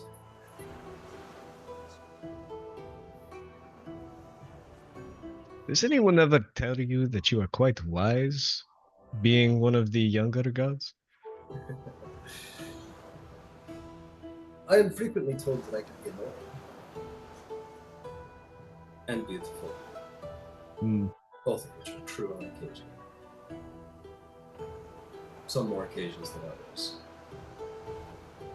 Well, truth has its price. Prophecy can be quite adamant. I suppose so.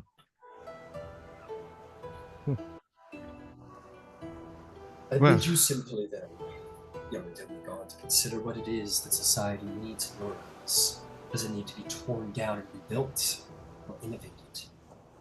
I see in you war.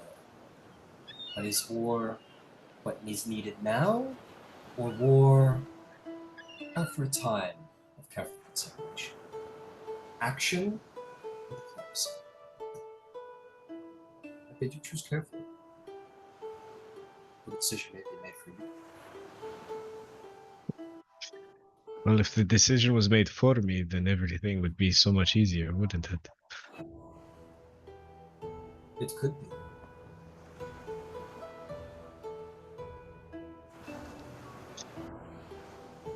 At any rate, I appreciate you taking the time to converse with me. You have offered much insight. Good luck. I will be watching, as I always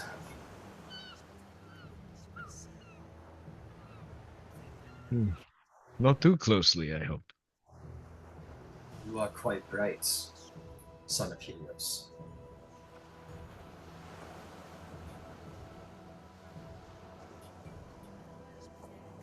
Kind of like turns back to him, like, what did you say? He shrugs, and he'll take Prince Hyacinthus by the hand. He will be here with it. And Romulos will turn around, like, and he'll just like walk off. Like...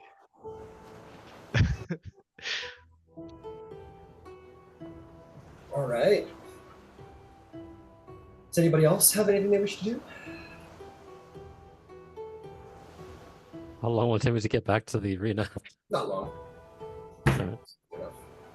Yeah, I'd written in the chat that I would go sit by Vasaliki again. Okay. Just a check, quick, just for that sake. What's Vasaliki up to? I think she's celebrating. Yeah, she's maybe flirting with the ladies a little bit. Any ladies in particular? mm, I can't remember her name. Is it the one you were sitting with, Pacific? Yeah, Pacific. Okay. Okay. Yeah, you kind of sitting out there, and you and her sharing some wine. Make me a little persuasion check to see how your flirtation goes.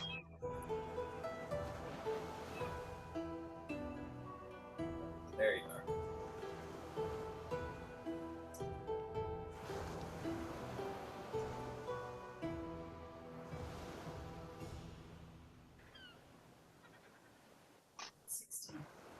$16.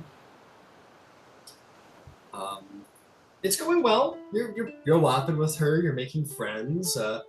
She kind of giggles at some of your jokes. She asking you about like your mother and the Amazons, and she'll give you a quick little tidbit. I'm gonna circle to Xanthos in a second before Thyia comes to say hi, but she will say, she's kind of like laughing and drinking. She goes, "Do you want to know what my plan is? To get Hera to notice me?"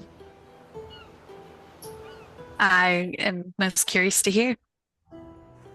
King Minos of Crete has made his wish to seek to my father for my hand in marriage known, and I have told him he must prove himself a worthy king before I am to marry him, or I would not.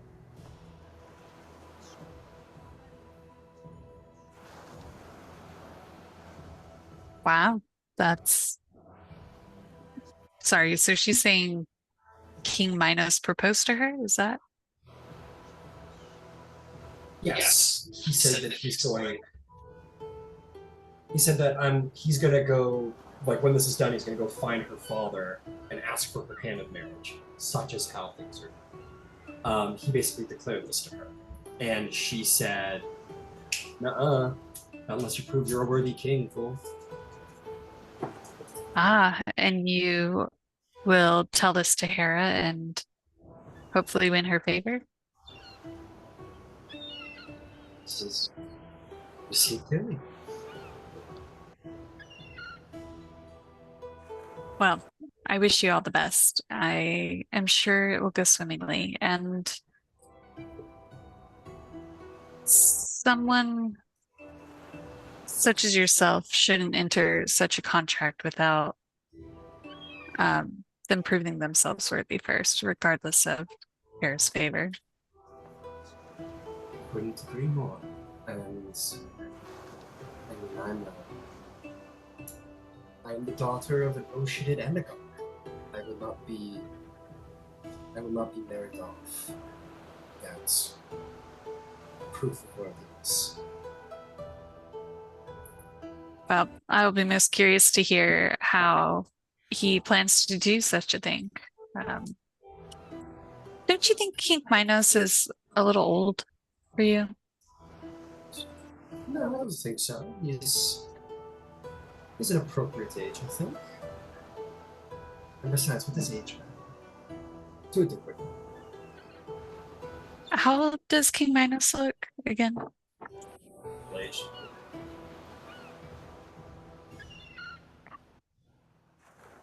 Maybe like 30s. So yeah, so ancient Greek, middle age, so 30s. I do not consider myself middle-aged. Yeah, I don't either, but life expectancy is a little short in ancient Greece. So.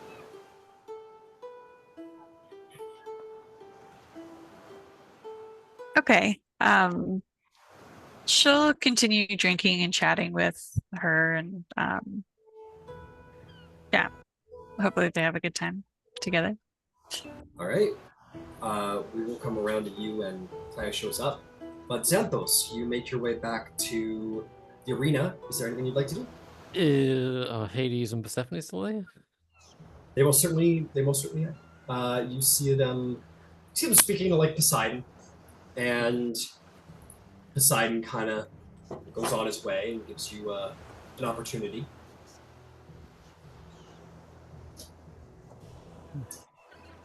You approach the happy, if unsure couple. Good to see you both again. Sorry I had to disappear so suddenly there. Did you enjoy the festivities? Persephone goes, "Oh, not at all. Not at all. Thank you. Thank you for the help."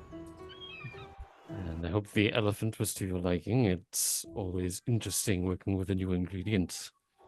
I've never had such a fine or any elephant before at all. So thank you. Hades says, "You are a much finer cook than any that live in the underworld. There is not much to eat to begin with." The gift of a long life, I think, and many years preparing food for guests who are ready to criticize, shall we say. And Hades just kind of looks at you with an approval. For whatever reason, you know what? I'm going to say you're going to earn a point with Hades for the cooking. I'm just trying to mentally make sure that makes sense.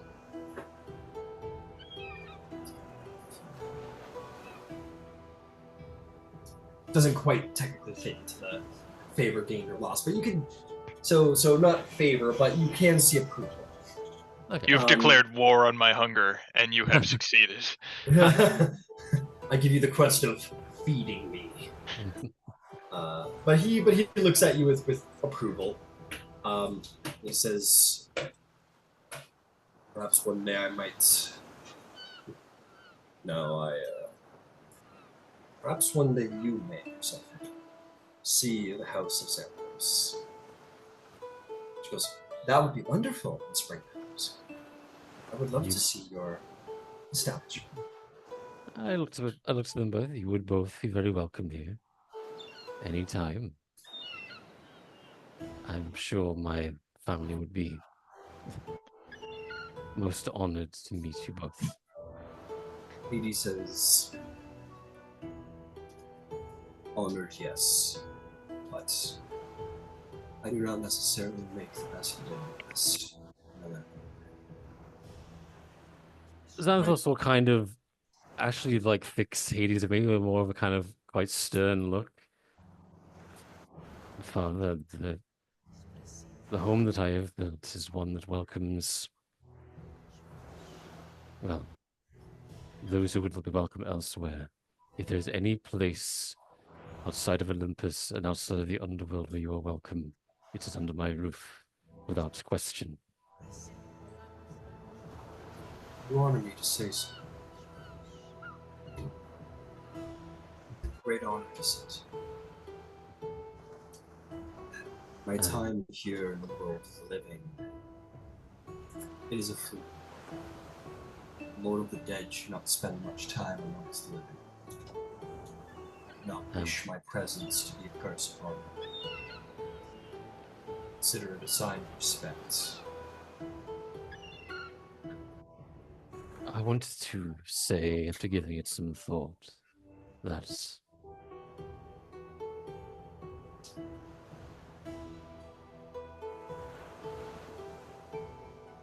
despite the hurts of being left alone in the underworld, I wanted to say I forgive you and understand.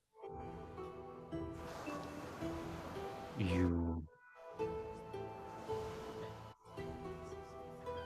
made me.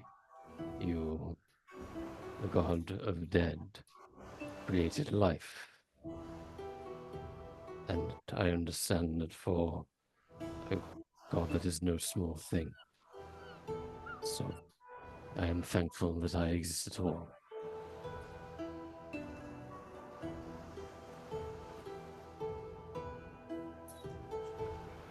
Glad you feel this way. I am very glad you feel this way. So can you turn the music down because it's hard to make you out? Yeah, sure, absolutely.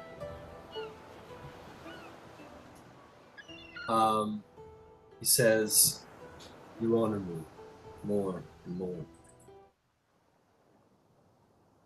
You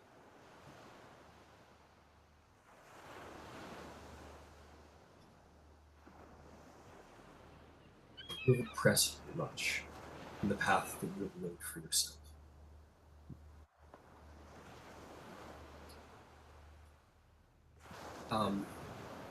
I am going to give you a point with Persephone and Hades for getting Demeter out of there, and for all of the many honors you've given him. I was going to give you a -1 to Demeter, but after sort of, let's see. Yeah, I'm gonna give you a -1 to Demeter. Hold her away. Damn, I thought I played that well as shit. You played it off very well, and like as far as like personal approval goes, she likes it, but this is more about public favor than anything else. Yeah, okay, You that's guys fine. definitely commiserated together, and it meant something to her. So to be clear, like favor doesn't always align with how they feel about it. Okay, that's fine. Yeah. Yeah. So you kind of pulled her away from, her rival, but Hades is thankful for it. And so is Persephone. I'll give you a point there too. All this to say, look to Persephone and as well. The fact that I do exist means that though the gods may be bound by the domains that they oversee, there are times when you can, with the will, step outside of the role you play and create something new. So do not doubt yourselves. I have all the confidence in the world that the two of you are in fact a great match and can help each other in ways you may not yet foresee. Persephone smiles at Hades with a look of like, how do I describe it? Almost request. There's almost like a request in her look, a kind request in her look. And Hades gives a sort of course, look, and it's difficult to describe, so I'm just using these simple words. He says, came to me, told me he wished for acknowledgments to begin this quest of glory that you so sought. And I told you I must know you capable to handle such a world after one of such respectable and humble ways. Xanthos, I see myself in you many ways. You may not be the lord of the kingdom of the dead, but you have been the lord of your own world. You have carved your own path. You have made a home and kept it well. You have honored your family well. I would be a fool not to acknowledge you. You are Xanthos, son of Hades. Let it not be untold for all time. I bow my head. You do me a great honor, Father. But then I look to Persephone. And she smiles at you. And she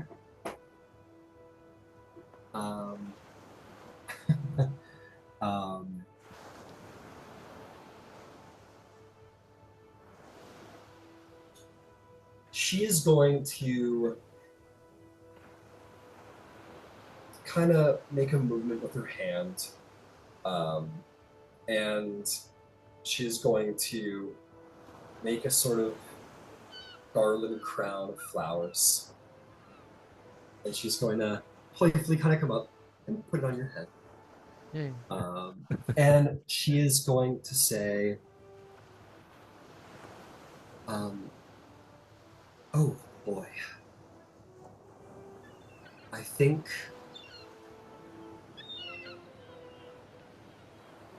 I'll call you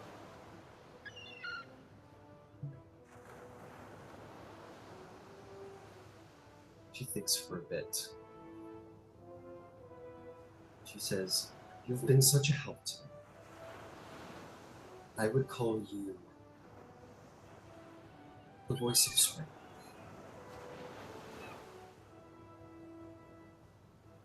And with thy title with pride, Queen of the Underworld. And she smiles broadly, and with that you'll gain 3 favor. You're considered a favored champion of Persephone. Yay! And an acknowledged son of Hades.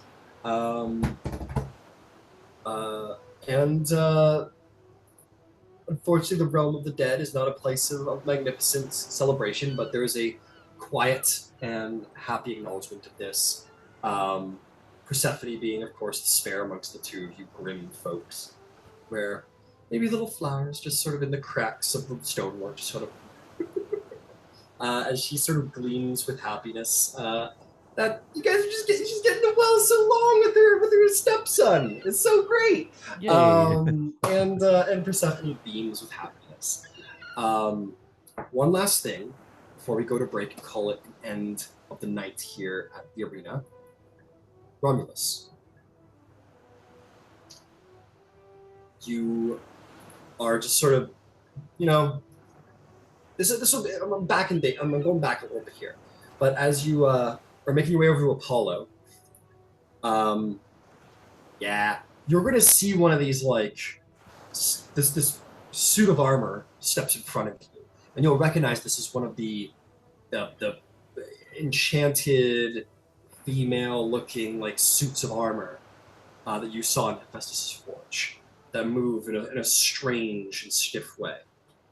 And she will simply move forward to you. This long wood case and it will open. Displayed inside is a weapon. You will see this long, polished blade that has a sharp hook at the back of the hilt. The blade is long. It comes to a sharp Kopesh-like curve at the top. At the base of the hilt, after the black leather wrapping, is this sort of dour face.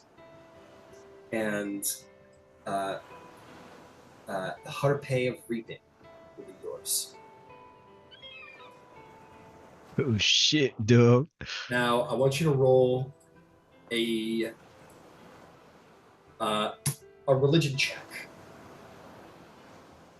Okay.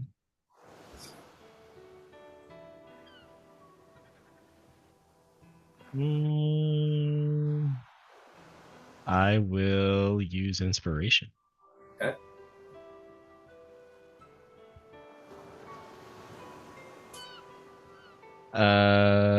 That'll be a 4. Okay. It's a really cool sword. It's a super dope sword. The curve to the blade isn't as intense as the Kopesh was. Mm-hmm. I'm just gonna give you roll again. I want to tell you about it. Roll again. Okay. I'll say you have advantage. Come on now. This one's a 5. Okay. You want to understand. You look at the blade, and there's something. It is. You asked for a weapon that was reminiscent of like the terror of death, essentially. Mm-hmm. And while the blade there's a darkness to it. I'll post the image. While there is a darkness to it, it's a very unique blade that you recognize in your sort of cultural mind, but you can't place it. Mm-hmm. That's what the blade looks like. Oh boy.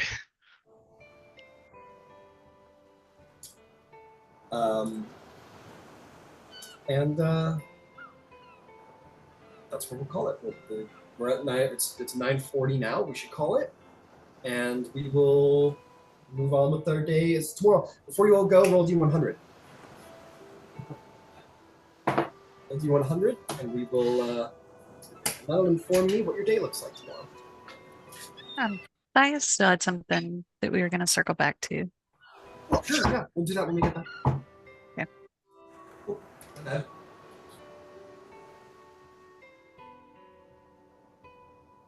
You We're just post that taking in a the break Zoom. now?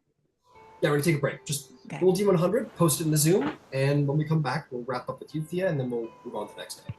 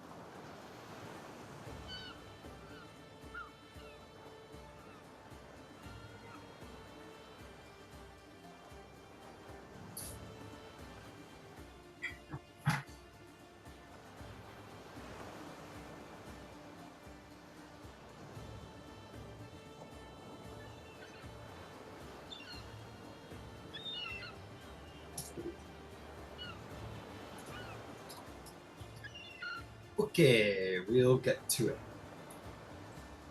So Thyia, yeah?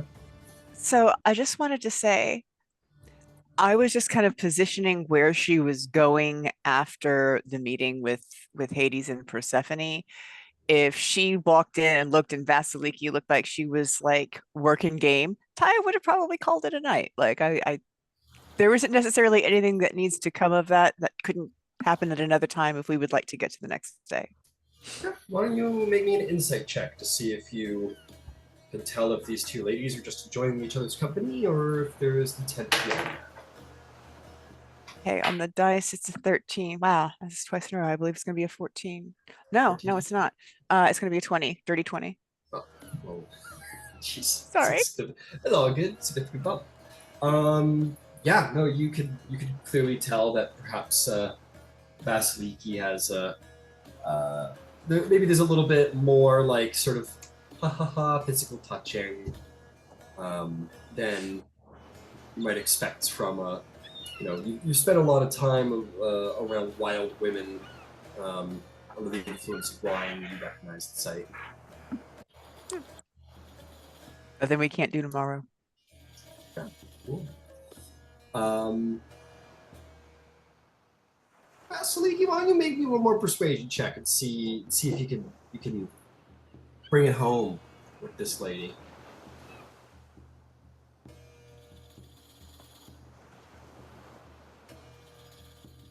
Sorry, 10. 10. I'm gonna say that you make good headway with her, and you've definitely made friends.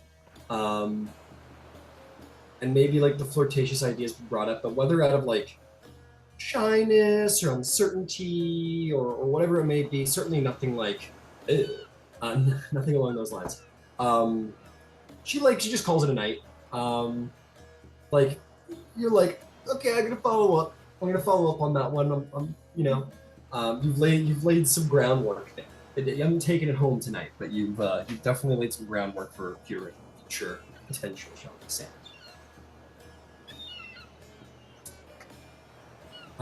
Yeah, and all of you can grab a little sleep. You will sleep well. You will arise the next morning, and in that morning, there will be an additional invitation delivered. You got a big day today, but it seems at sundown there is to be actually I think it would be making most sense to go to Vasaliki. So Vasaliki, you're going to receive. No, you know what? I think Vasaliki and Xanthos and Romulus. You know what? Yeah, I gotta say, I think everyone except for Thyia is going to receive an invitation to the Feast of Artemis. That is to happen at sundown. You're welcome to bring friends if you wish. Everyone's welcome to bring a +1, so Thyia could be brought. But for different reasons that may be revealed tonight, each of you before receive a invitation to the Feast of Artemis. Vasaliki, you would know that your mother and your aunts would be present, as the Amazon people are heavy worshippers of Artemis. So you would be shocked if your parents or if your mother or her sisters weren't there. So you can expect that. Cool. When is the wedding rehearsal today? Wedding rehearsal's gonna be at midday. You guys still have a divine assembly to go to first. That's first thing in the morning. Heard. And all the gods will be at the divine assembly? Yes. It should be a full assembly. Perfect. Incredible. Magnificent. So, anything anyone wants to do, you maybe all wake up and various demigods kind of wake up. Some demigods come out of their rooms. Some gods don't. Some gods are getting a late start. Some gods maybe didn't come to their rooms last night for whatever reason. But you guys are all there. Is there anything that you guys would like to do before the Divine Assembly? You guys have all received invitations to be present here. I think Xanthos will just sort of hang out in like the I don't know the courtyard area where the houses are, just like out in the nowhere particularly to be, just kind of vibing in the sun. I imagine Xanthos with like on his belly, just like sunglasses on, catching some early Apollo rays. Sure. Incredible sunbathing on Mount Olympus, no doubt. And as you're chilling, Xanthos, having a little light breakfast or whatever, people definitely walk by and they're like, you made the elephant steaks, didn't you? Oh, that was so good. What's your name? You're Xanthos? Oh, congratulations, busy. And like, you'll get congratulations for the elephant steak. And like, we heard you were acknowledged by Hades. You're son of Hades? I don't know Hades have any children. Congratulate. And one's like, oh, you've been granted the favor of Persephone. Oh, interesting. I will not take off the like the little. Oh, okay. you wear it, you keep it proudly. Okay, fantastic. Yeah. It goes, amazing. I didn't. You're full of surprises, old man. And you get some pats on the back, and you seem to be, you're definitely growing in popularity. Nothing makes you more popular than feeding people. I think there's a similar thing for you, Vasaliki. What a turn! A daughter of Zeus. I didn't know there was any demigoddesses of Zeus. And you two especially are getting a lot of pats on the back, a lot of popularity. Candybus, you kind of found your clique on Mount Olympus. You probably run into them, and they're like, "Looking wonderful today, Candybus. How am I looking?" Oh, it's wonderful as myself, of course. Oh, well, I'll have to aspire to do better. I'm gonna take your first seat there, huh? Oh, I mean, if we're not aspiring to get better, then what are we doing here? It's fair. Yeah, and you guys have all sort of got your spot here. Thyia, I feel like you've kind of departed from the Mayans. Like you haven't really spoken to them since being at Olympus, so perhaps they're not really around. You seem to be departing that culture. Mm-hmm. So you're kind of just, there's a lot of popularity in that area. Romulus, you've been very quiet yourself. So you two are kind of, looking for your group a little bit. I think one thing Thyia does every morning is she manages her herbs and her alchemy and the things that she does to do what she does, just as flavor. Sure. But you'll wake up. Anything you want to do before heading to the assembly? So not. I'll make a small offering to Zeus. Sure, Zeus. Of just like, I don't know if he has like an altar here or anything, but she'd leave like a few gold. Or do you not really worship gods like that because we're on Mount Olympus? Yeah, no, not on Mount Olympus. You can worship in private, but they don't have like altars to themselves sitting around, no. Okay, then yeah, she'll just say a prayer of like thanks and honor, just like a small prayer. I don't know.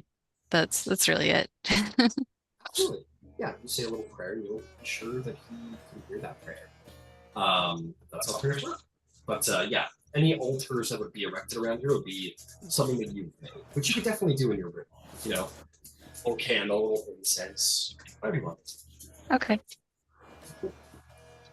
Ryan, who would have information on the god of Helios? Probably Apollo. Helios is the god of the sun. Okay. Like any number of gods, probably, but like if he was a part, like clean cut, like no check required, like Helios is the Titan god of the sun, and an ally of Mount Olympus. But I should have made you roll for that. Roll religion check. Let's see what Romulus knows. Sorry. Anything you'll give me, I will take, because I can't roll above a 9 for these religion checks. For a total of 8. 8. All you know is that Helios is like, he's like the god of the sun. And that's Apollo's doing. So you're like, you're to ask anybody, Apollo. Okay. He's an interesting god. He seems to have found the way to bring you back. Apparently. He's as cryptic as he is honest. Yeah. Okay. Are you sporting your new sword? Yeah. Did it come with like a holster? I imagine with a sword like that, you kind of need a special holster. It would be like a half holster. It's like the blade's too unique to be. Yeah. It cannot be contained. You could get one, but the base would be like it would be like a sort of like a rounded bottom and then like a very wide bottom that goes in. It'd be a little bit of a kind of a pain in the ass. So it, much like a Kopesh, you would probably have just like a half sheath. So you probably already have it. So got it. Yeah, so it will be brandished on his side, probably his shield side or his left hip, you know. I will say anyone who sees Romulus will see him sporting a new, very wicked blade that is dark, but clearly has the signs of divine made. So you know in the movie Troy, Brad Pitt's Troy, not that he made it, but you know Brad Pitt in Troy. He did make it, but he made it. He made it happen. So his armor, his shield, his blade in that movie, they clearly look like they could have been crafted by man. It could have been, but they are like really detailed and like excellent. They don't shine or glow or like anything, you know, but they are very well made. And that is what this blade looks like. It looks like a blade that is made with excellence, and it wouldn't be a stretch to be like a little divine touch in there. Very fine, very wicked, dangerous. If anyone wishes, they may make the religion check that I asked Romulus for. As they look at the teamwork makes the dream work, baby. Absolutely. I'll make it. A fun bit of lore. I'm excited to explain the weapon. So dirty 20. I know my gods. I have 17. 17. 9. 9. Okay. Hey. Yeah, twinsies. Candybus and Thyia. It's just there's something about the shape of it that like you've kind of maybe seen before, or there's a wickedness to it that kind of resounds in like the back of your brain, but it's nothing you can put a finger to. But it's certainly you look at it and you're like, yeah, that's a mean fucking looking weapon. I recognize that shape, but not from a sword. Says whoever's near you. Vasaliki and Xanthos, you recognize this blade as a very unique curved Greek blade known as harpe, which has only ever been created on Mount Olympus. It is a very unique, difficult weapon to create, and only one has ever existed in history and myth before this, and that is the Sword of Perseus, the blade that was specifically built to decapitate Medusa. This is a weapon that, like, in your historical memory, is a weapon that was built for slaying monsters. You plan to go fighting monsters later, Romulus. And as you talk to him, I think he's kind of like Sure, lost in thought. Yeah. No, he's it's just like on his side. He's not really Whatever. He's not really focusing on it at all. I think he's just eating his morning porridge or whatever we eat. And I think he's just kind of looking off somewhere, like he's thinking. And when you ask him that, I think he kind of Xanthos, I no monsters cross my mind as of yet, but hopefully I can be just a little bit more effective. I just noticed your blade is all. One such as that is usually made for, well, acts of glory, shall we say. Really? I must say, it was a bit of a surprise from Hephaestus. The forged god himself made it. Quite the gift. Indeed. Apparently, all you have to do is bring forth a vastly inferior weapon, by his words, and yes, he will completely throw it away and make you something new. I'll just laugh at that. Well, I suppose nothing like poor craftsmanship to spur the god of craftsmanship to create something better. Yeah. I have to stop by there at some point to thank him. Well, Maybe I'll do that after I use the blade. The wedding rehearsals today, so you may have a chance to speak with him then. If you do see him, send him my regards. You, Candybus, what are you doing?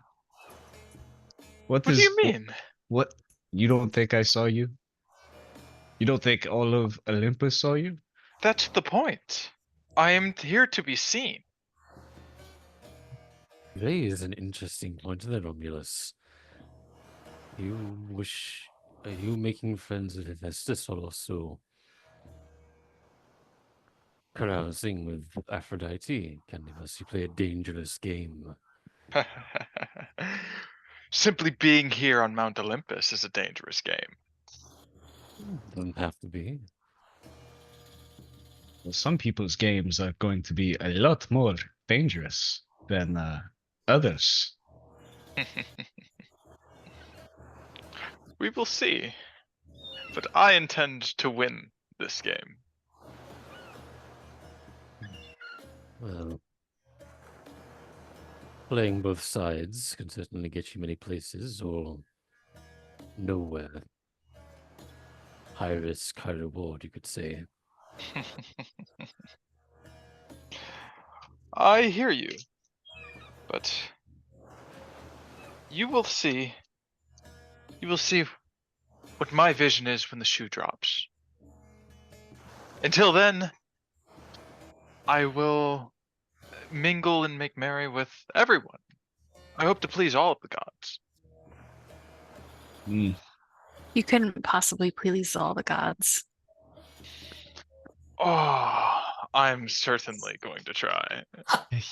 You egged that one on, Vasaliki. You egged that one on. You knew what you were doing. I mean, but congratulations is in order for Vasaliki, though.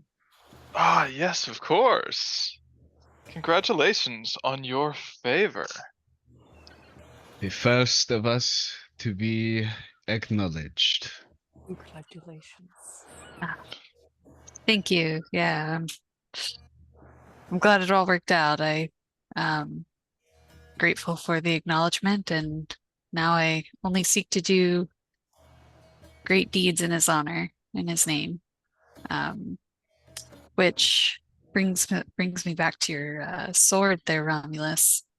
You might be interested to know that the replica of that was used to cut down Medusa herself by Perseus. Thank you.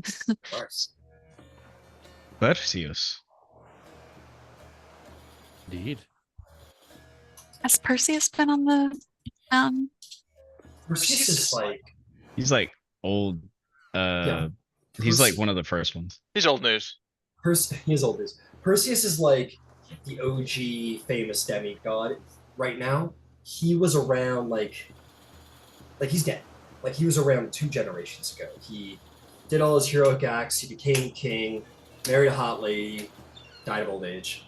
He's what's inspired this whole mountain gathering. So Perseus is like the Iron Man to the Marvel Cinematic Universe. He's like the OG. He was ahead of his time. Yeah, exactly. He was ahead of his time, and Zeus was like, "Fucking Perseus rules! Everybody show up. Let's figure out who's the next Perseus." Some could argue Blade was the first in the Marvel Cinematic Universe. No, absolutely. But yeah, definitely. I must say it is quite surprising that Hephaestus would bestow even a replica of such a storied individual to me. You must Only see me. something in you. Oh, sorry, Xanthos. Go I ahead. can only say it must mean he has great expectations of you. Which is funny because when I spoke to him, he did not seem to have many expectations at all of me. Maybe he simply wants somebody to look to him for favor. How many demigods here do you think are crawling to Hephaestus? None, I suspect. Call me crazy, but I feel like he doesn't get around too much. He probably doesn't want to. I mean, look at his fiance. It makes sense, right?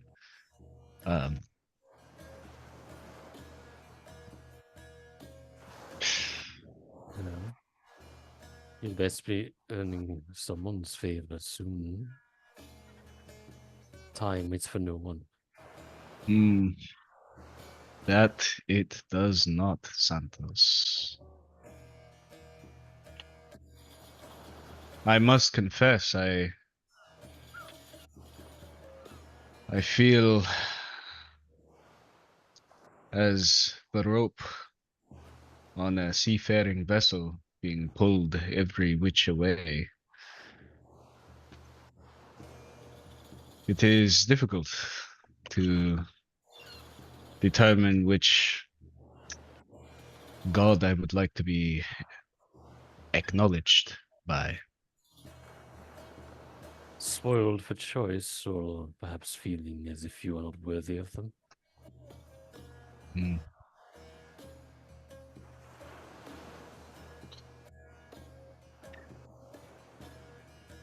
Well, I would say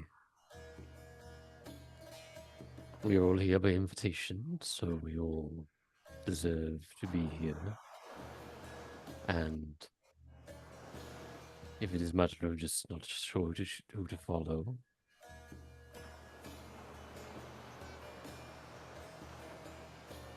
keep it simple. Follow whichever domain you most feel aligned with. I think Xanthos is right. You need to have more ambition. You need to decisively decide what you want. Do not wait for a god to favor you. You favor them.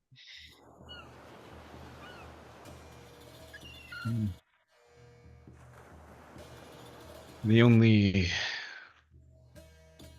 problem with that, I'm not sure if I have conveyed it as much, but I'm much more of a man of actions than words. Sounds like an Aries man to me. I would lean the same way, but if it is through action you wish to present yourself, then you will need to take initiative. Create an event of your own. Pick a fight if you must, though that's not in my nature personally. There's that Leonin, the Lion Man, around. A Spartan. If you're looking to Present yourself through action. Through martial prowess, I could not think of a worthier opponent.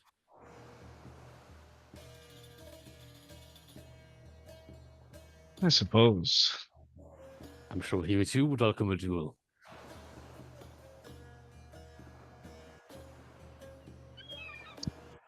That is not a bad idea. And if it's Hephaestus' favor you like, I think that he would be... Well, I think you would do well in earning his favor if you were to take a blade of his make into a battle and emerge victorious.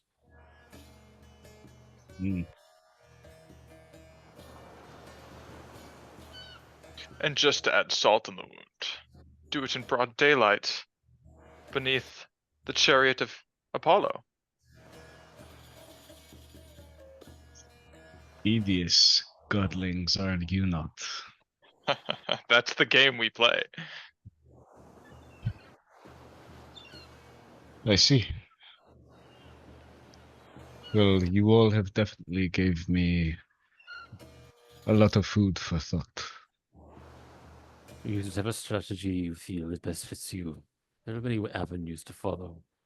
The worst thing you could do is try to earn favor in a way that betrays yourself. Stick to what you value, what your strengths are, and you'll do fine.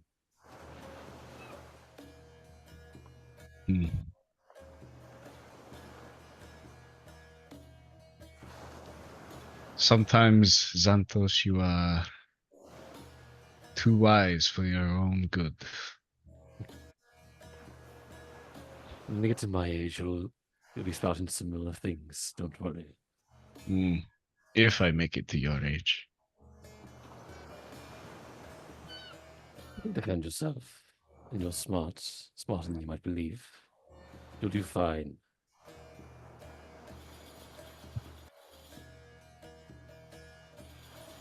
Well, when was the next item? Right now. Assembly. Oh shit, we're late. Right. Magnificent. Okay. All right. So you guys are gonna make your way up to the top. Maybe have a little chat on the way. All right. You get this week. This is the Divine Assembly.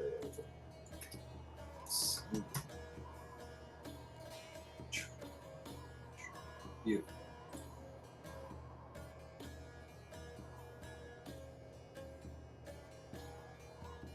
Alright.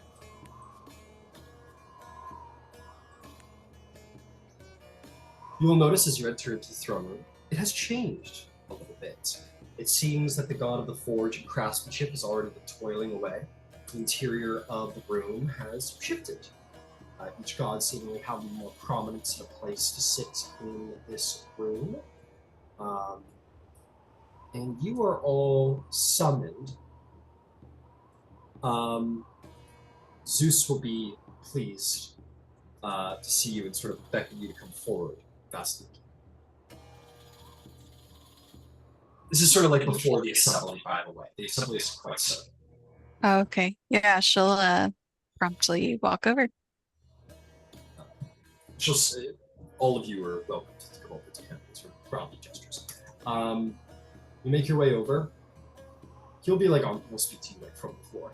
He'll say, Vasaliki, it's good to see you. You have quite changed your prospects. It took less than a full day. Impressed with your powers of diplomacy. It is rare that I have had a child who is my wife so far.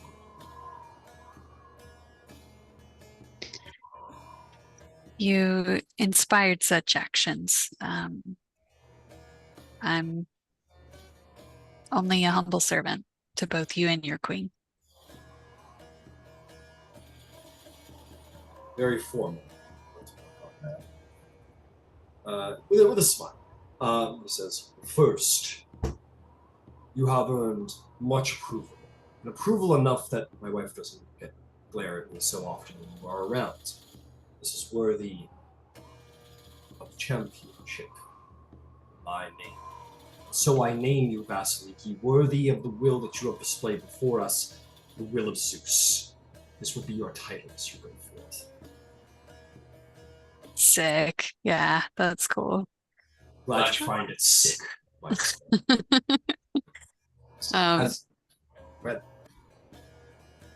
She'll say trying to be a little more casual, but a little uncomfortable with it because she's still very much like in the presence of Zeus. I'll live up to this name. Thank you. And you have made friends. Fought well alongside these friends as well. This is good. So as a courtesy to the will of Zeus, as she has been and apparently my wife, you've all been welcomed to help us make some judgment of some demigods we feel perhaps are falling short, deserve some attention, to see if they are worthy enough to be here within this court. So, we ask you all watch, and as mortal viewers, perhaps some of you who have not yet been claimed might provide some impression upon those around. See how anyone might find you. So, please, take a position wherever you find comfortable and not, under the scorn and curse of one of my divine children. And we will see this. We'll start soon. And he will turn to his throne. Before he does, he kind of stops and turns and looks at his hand. Let's go. Nice hat. And then he'll go to his throne. Thank you for the gift. I'm gonna say Hades and Persephone are not present. This isn't their court. There is 2 thrones that seem to have been put forth for, consideration, but Court of Olympus is not the court of Hades, or at this time of year, Persephone. So they remain empty. But all the other seats are filled. In solidarity with my, my acknowledgement and the one who favors me, I'll, stand by the 2 thrones. It's kind of saying, yeah. All right, see Demeter. She kind of gives you a small acknowledgement, kind of returns to her attention, the rest of the room. I will also go in that direction. All right, let's kind of hang out over there, sure. Anybody else have a preference where they stand? Or do you guys all want to be over there? Vasaliki will, having acknowledged Zeus already, will turn to Hera and give her a nod. Oh, shoot, actually, I don't know. Sorry, I'm second guessing myself. No, I'll go stand between Zeus and Hera, but a little behind them. Absolutely.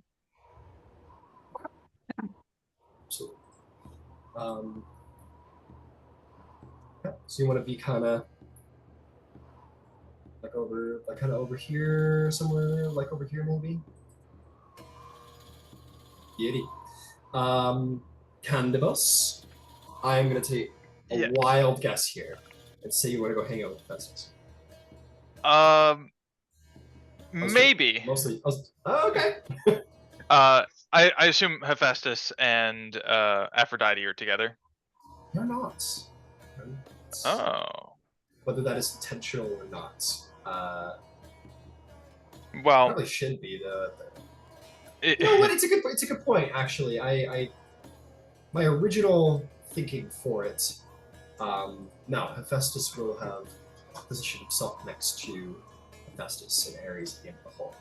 So yes, he's the next cloak over it. Okay, well, it would be very funny to stand next to Hephaestus. I'm actually going to find a spot next to Hermes. Ah, you make your way over to Hermes. Hermes raises some eyebrow at you. Well, aren't I popular this morning? You know, you set me on this journey. I figured I would take some time to get a little chummy with you while in between judgments.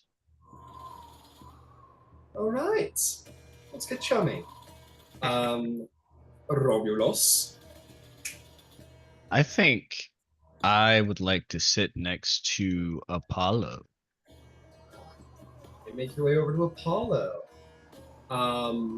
who sees you approach, and he gives you like a little like knowing wink, as if to say like, you know, hey, how's it going? Hey, guess what? The favor already starts coming and going, folks. I'm actually gonna take a hot minute because some of you have gained immense favor with certain gods, and in the rivalry of gods, that will have implications with other ones. So I'm gonna take a minute, go down the list here.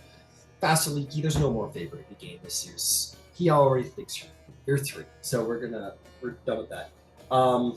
You've been doing pretty good with Hera, so we're not gonna bug you for negative favor right now. We've already dealt with that, so we're not worried about that. Hera, sorry. Who else has 3 points here? We got that.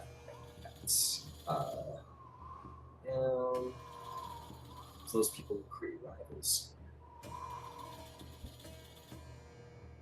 So fuzzy right now. Zeus, Xanthos has got Persephone. Oh, and Vasaliki got Dionysus, don't you? Yeah. Let's see who doesn't like Dionysus.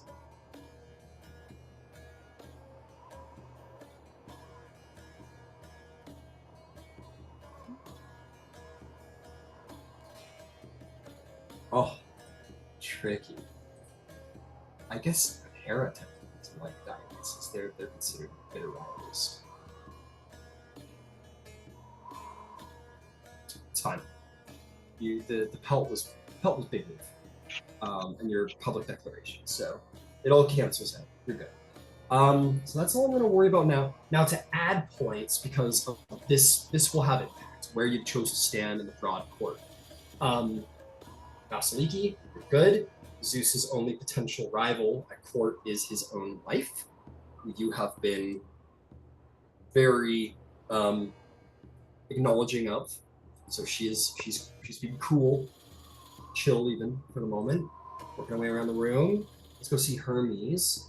So Candybus, welcome to a point with Hermes.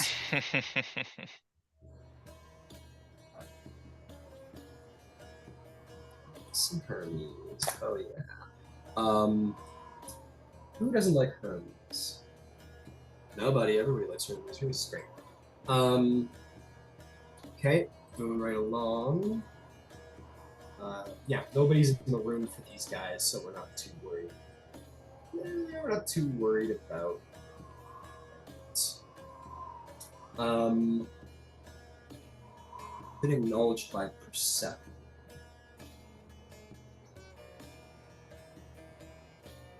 There's no real additional for Persephone. So you guys are just over there. Nobody's actually there. Now, Romulus, you will gain a point for Apollo, showing that, you know, public favor as you are, Romulus. And Apollo's rival, this is, that one got well figured out. This isn't enough to say. Okay, yeah, we're good. Sweet. With this, Zeus says, allow this divine assembly to begin. It's time that we met with some, and we will learn of their worthiness. First and foremost, I shall call upon, to speak for himself, King Amphion, and to speak on his behalf, his brother Xanthos. My sons, come forth. I can play with minis. It's not the most important thing going on here. So they're called forth. See the 2 of them come forth, recognizing some of you are respectful but kind acknowledgments to those of you who know Amphion and Xanthos. Zeus says, Amphion, you have proven yourself worthy to be my son, acknowledged as of you, Xanthos. But we call you forth to answer the charges of heresy that your wife has often made. She has spoken ill of my son and my daughter, and of my former wife, Leto, claiming much of her great ability to produce children, even more so naming even the Titaness Leto. I know my children burn to see this charge answered. Will you speak to it? King Amphion says, yes, mighty Zeus. My wife can be unruly. I give you every assurance that when I return to my home, I will see to it that she's brought to calm her words. I do not wish to insult any of the gods, or her by extension. She can be very proud. I ask for the gods' forgiveness and time for me to calm her of her excitements and eccentricities. Zeus says, Xanthos, my son and brother to Amphion, speak to her character, to this Niobe. Queen of Thebes. Xanthos says, my brother's wife is indeed bold, proud, but she loves her children greatly, and she has done her job as a queen very well and produced for my brother many children. She is a good woman, if in poor judgment, and too boastful. I will give you my word as well that I will help my brother see to it that his queen is brought to calm. Zeus will look broadly, and will look to all of you. He'll say, demigods, Vasaliki, Candybus, Romulus, Xanthos, Thyia, who stand in this room today, I would ask you, help us place judgment. Show us your wisdom as potential rulers of the lands of Greece. What do you think of this situation as you have heard? What would you render verdict? Mercy? Wrath? What do you think?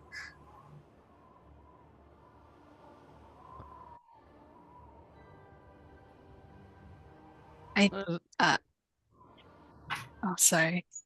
No, you go first. I think a just punishment is in order. For bringing a curse against the gods is asking one from them, isn't it?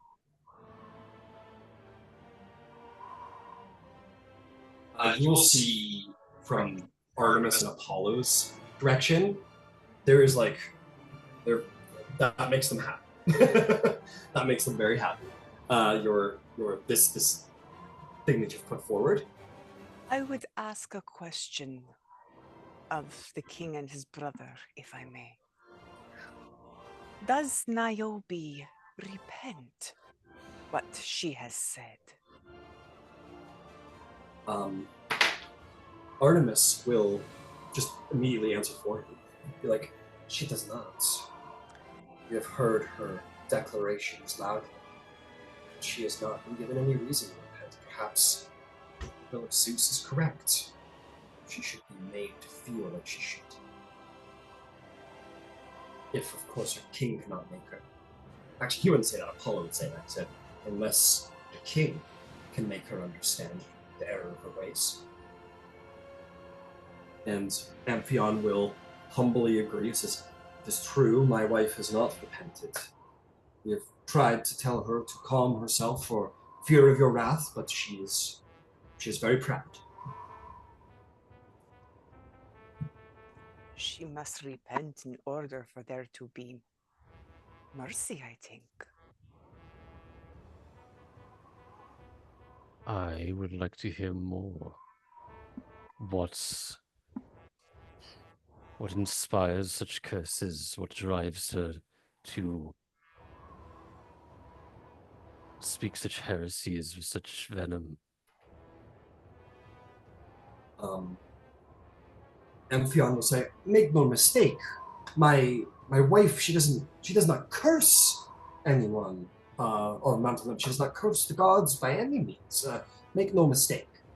She very proudly declares herself a great mother, and a good mother she is, a great one even. She has, as it has been said, produced many children who have made me very, very proud. Saying this right, 6 sons and 6 daughters, the pride of any king. But she is proud in her accomplishments as a queen, and compared herself to, and Apollo say, to our mother, compared us to the Titaness Leto, ally here on Olympus, that she is a better mother than even she.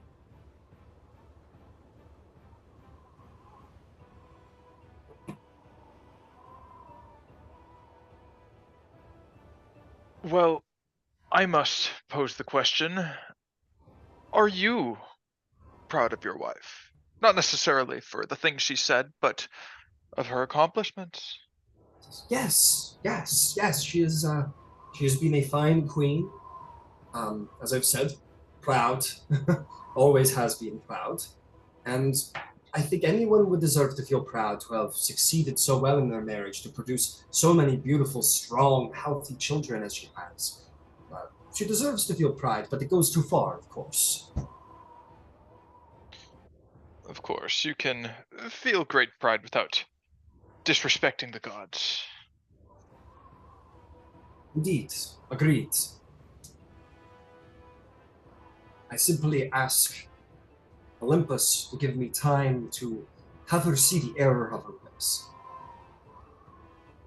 How long has she held this great hubris of hers?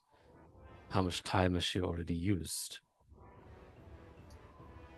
So, admittedly, she's held these views for many years, but she has never gone so far as she has recently to claim herself to be the superior of the goddess Leto.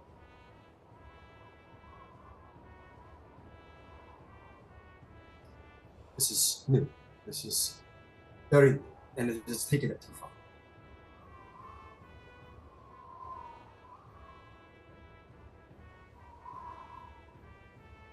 Why has she all of a sudden started comparing herself to Ed, if I may ask?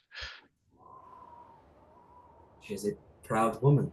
Her pride has grown and grown over the years, the more and more children she's had. Rightfully so, and I suppose I never thought to put it in check. She deserves to be proud. She has done well.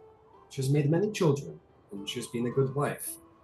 But it seems that in her pride, it has grown and grown to the point of arrogance now. Heresy. I admit it. But I can have words with her and have her repent. If she is as proud as you say, then maybe when you try to have these words with her, maybe she wouldn't want to go back on her word if she is fully confident in her statement. Zeus will say, "So then, Romulus, you would say that she should be allowed to repent, and if she fails to do so, as Vasaliki has said, a curse, punishment. Is this what you believe?" Maybe. But say we do not curse her outright. Say we give her a chance to prove the essence of her pride.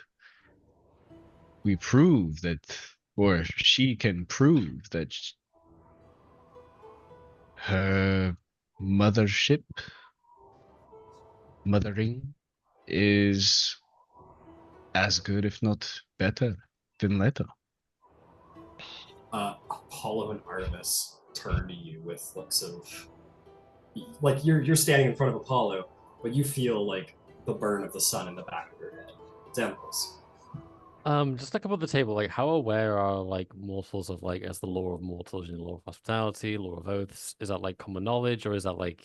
Yeah, it's generally common knowledge. It's the same thing as like maybe the 7 deadly sins. Just kind of something that is kind of word of mouth spread around.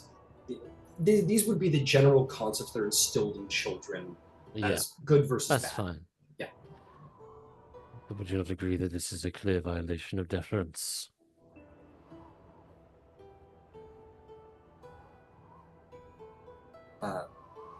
And the king would say, it is. She's grown bold and prideful. This is unbecoming, and Hera will say, of a queen. Yes, Queen Hera, yes, it is unbecoming of a queen. And she can become better. We stumble, immortals. Give me the chance to help her get back on the path.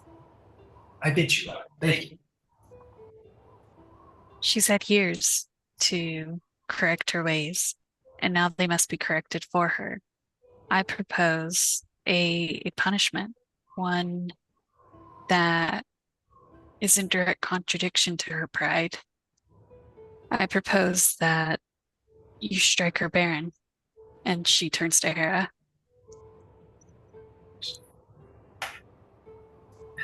Hera,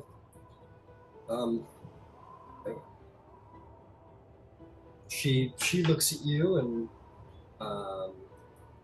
says, "It's an interesting thought."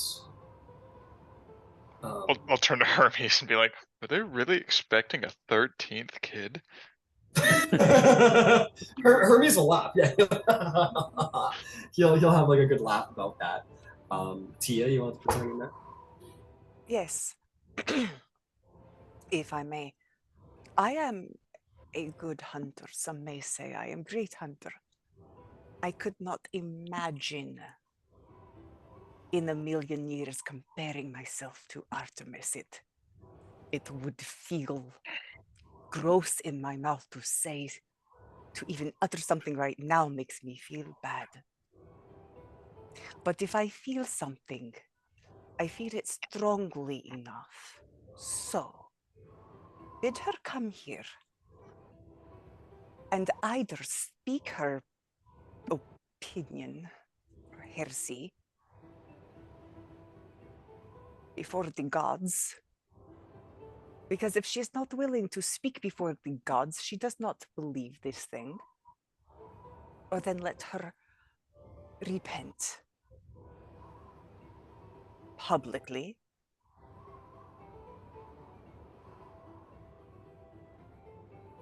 Zeus will say, "Very well. Fine counsel. I have made my decision." Oh, I was all of this just a thing. Sure. We got a couple of these in this assembly, so we don't want to take too long on any one. Yeah. I would propose a test. See if her pride is so well founded. It is one thing to birth a child, it's another to raise it. King Ampion says, my children have been raised well. All 12 of them. They're strong. They're good. They will make good wives and better husbands. She's raised them well. She's a good mother.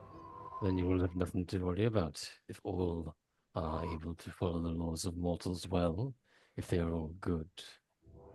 If not a single child falters where their mother has, all should be well. Zeus says, "Then I have made my decision based on the fine counsel of those here.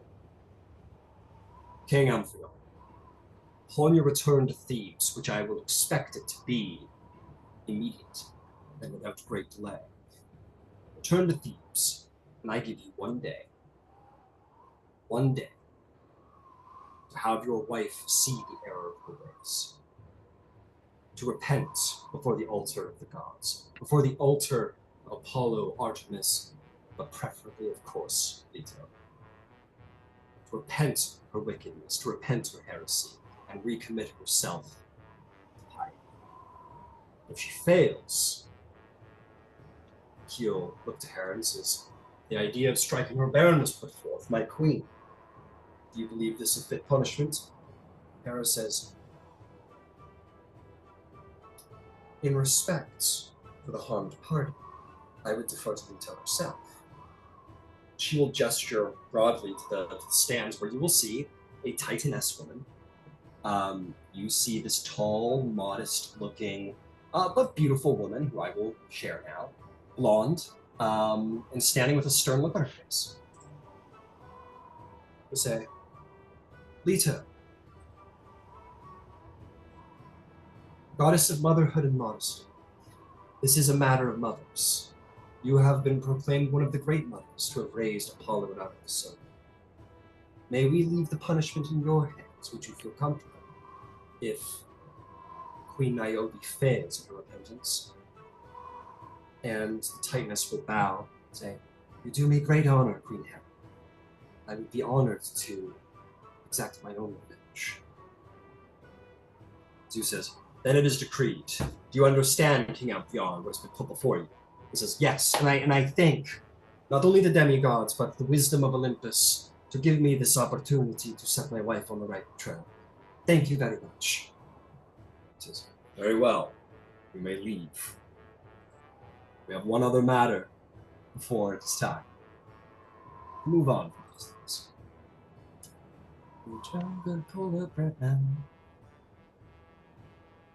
He leaves. There is some looks in the direction of those who spoke of mercy, I believe. It was Xanthos and Thyia who spoke of giving her a chance to repent. I think it was Candybus and Vasaliki who spoke of curses. I didn't think of a curse. No. Remind me then. I know Vasaliki was like, punish that bitch. But what did you say, Candybus? What did you want done? I don't know if I spoke up. I spoke to Right. You made a joke to Hermes. Right. Yeah. Right. Which Hermes will appreciate, because these will go towards points as well. Romulus, you said something along the lines of give her a chance to prove that she is a better mother than Lita, I believe. That was me. Well, that was you. Yeah, I said to like if she's gonna make such a claim, she should like if any of her children like. Oh, you said out a the different kind of Oh. thing than Oh, I said. yeah. I said the Okay. same deal, but you kind of expanded on it, I think. Okay. Okay. Yeah, and So, what- yeah, go ahead, Thyia. What Thyia was suggesting was if she's willing to repent, not that all should be forgiven, but that maybe she should be given a chance to work towards forgiveness. But if she's not, she should absolutely be punished. Okay. Yes, yes. Okay. You were, basically what you said went through. Okay, I'm gonna give you guys some points based on this.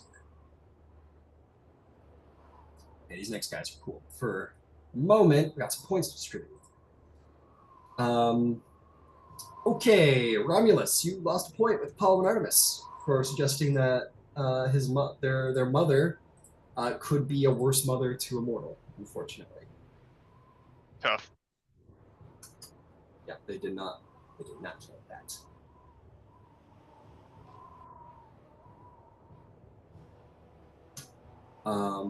And you said something along the same lines, yes, Xanthos? I said that she should like prove that she can actually raise the children. Like it's one thing to like have children, just know to raise them, but interpret that how they can interpret how they wish. Got it. You're like, give her a chance to prove that she's like for sure actually a good mother and not just like mouthing up. Well, did you say prove that she's a good mother or prove that she's a better mother than Lita? A good mother. Like okay, that they could follow the laws of mortals and like not be like her.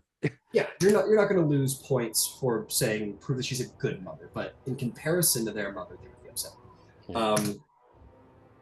Okay, so I'm gonna give you a quick back.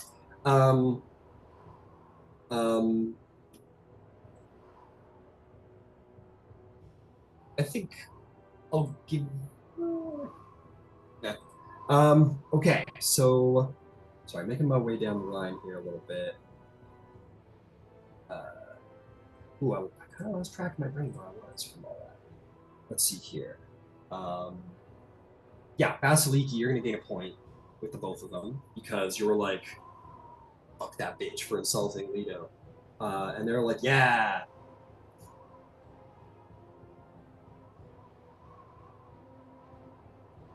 So Vasaliki's at 1 point with Palmer's. And I'm going to give you a point, Hermes, or Candybus with Hermes, because Hermes a fun guy. We're bringing a little levity to the situation. He likes that.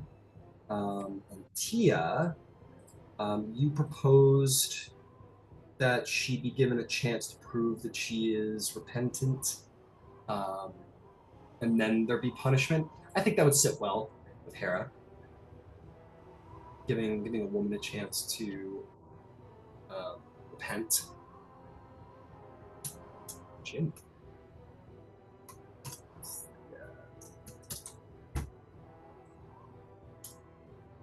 Okay, beautiful. Okay, moving right along. It says, next on our final thing on the docket. Yeah, I just say docket, sorry. It says, next I call forth King Eponymus and his herald priest Kyrix. Come forth. You're going to see two gentlemen come forward. They both seem, one seems to be human, who sort of trails behind with a certain light-footedness before this kingly man. Enough, but there's something about him, like the tips of his fingers are like a little white, and maybe like in the indent of his cheek, it's almost slightly translucent. He's very interesting. There's something almost nymph-like this guy. And as he steps, you can almost hear the splash of water under dry feet.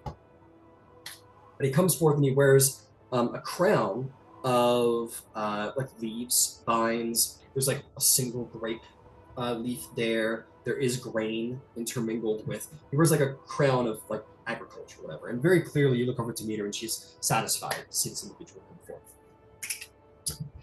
Zeus will say, King Olympus and herald priest Kyrix, we bring you forth to wonder of your worthiness here before the gods.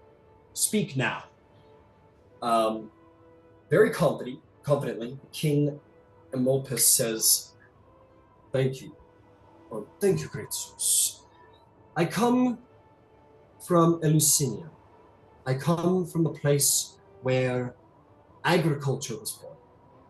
Demeter has brought forth, and bows to her, the knowledge of agriculture to many mortals, but has brought it first and foremost to Eleusinium. And with this, the Eleusinian mysteries were born.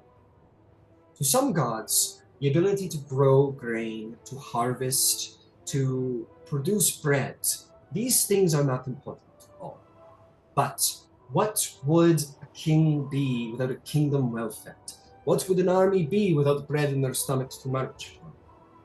I bid you all ask yourselves, are the Eleusinian mysteries relevant?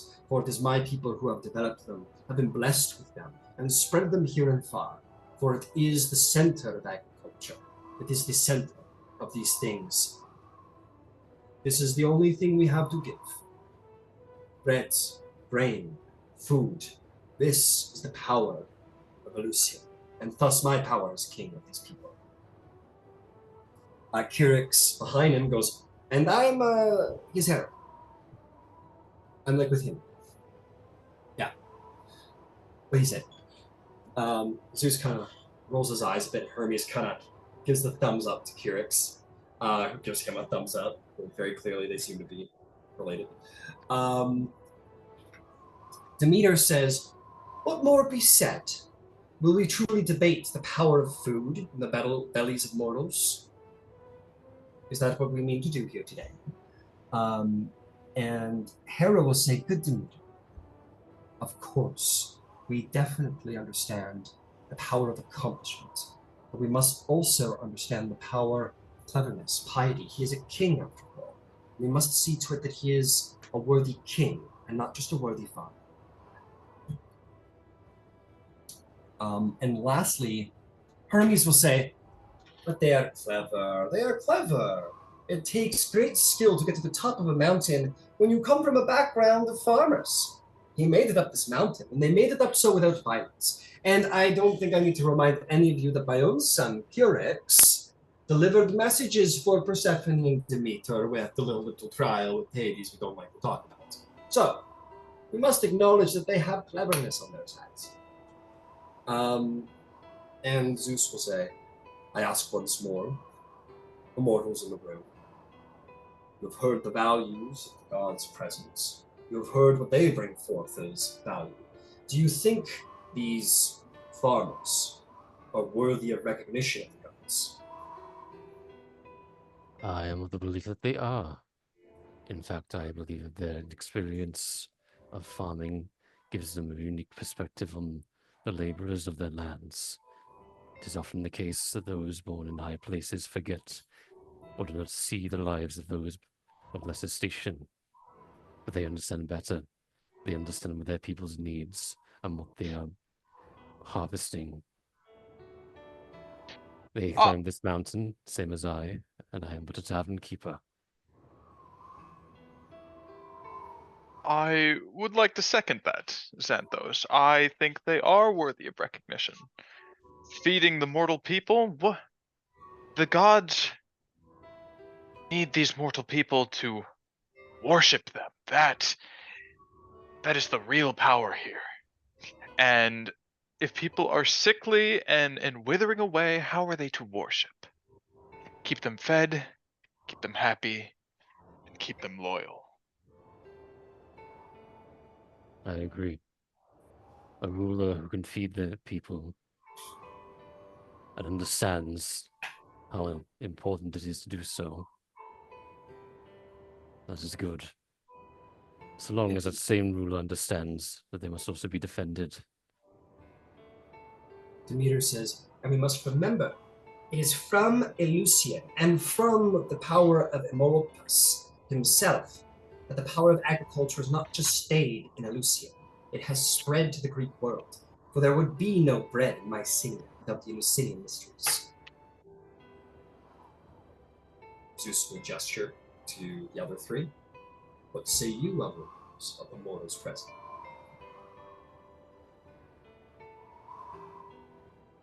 I think that food is sustenance and that is important, but food is community. Think of all the things we do here. The meal we had last night was more than just sustenance. And that sense of community, it is the basis of a good society, yes. I would not underestimate food as mere sustenance. I think at its core, the comfort allows people to give thanks and to have hope, even in the dark times. Hera says, is this what makes a hero of Olympus? Comfort, the culture of food? Are we taking cooks now to be kings and demigods worthy of Olympus's mysteries? Who said that? Hera did. If there is to be a king upon a throne, he must be a king, he must be a sovereign, and he must be strong. It's not enough to bake bread, as delightful as it may be. Kings and heroes come in all manner of shape and size. It may not be conventional, but I will not rule it out just because he is a farmer or a cook. Can we not test him? If we agree that he is worthy on the one level, can we not test him on the others to give him chance to prove himself to divine Hera? It is true you must be able to defend your people. A king who cannot defend his people is, well, he will not be king for very long. Zeus will say, I do not bring you here to ask trials of this particular king. For he has come forth, he has been asked to prove his value. Like I said, his value is in the Eleusinian mysteries. But this is what he wishes to propose for Olympus to his worthiness. That is what I will have settled upon. So, with what you see before you, is this a worthy warrior? A worthy hero of our realm? I see someone who is similar to myself. Perhaps we are not followers of in an occupation of violence, but we are here all the same. We braved the mountain. We undertook the trials, and we're here before all of you. As did they. He leave? Can he lead? Can he fight? And can he defend? Kyrix will speak. Says, I can speak on behalf of my king. We Please. have made it to the top of this mountain.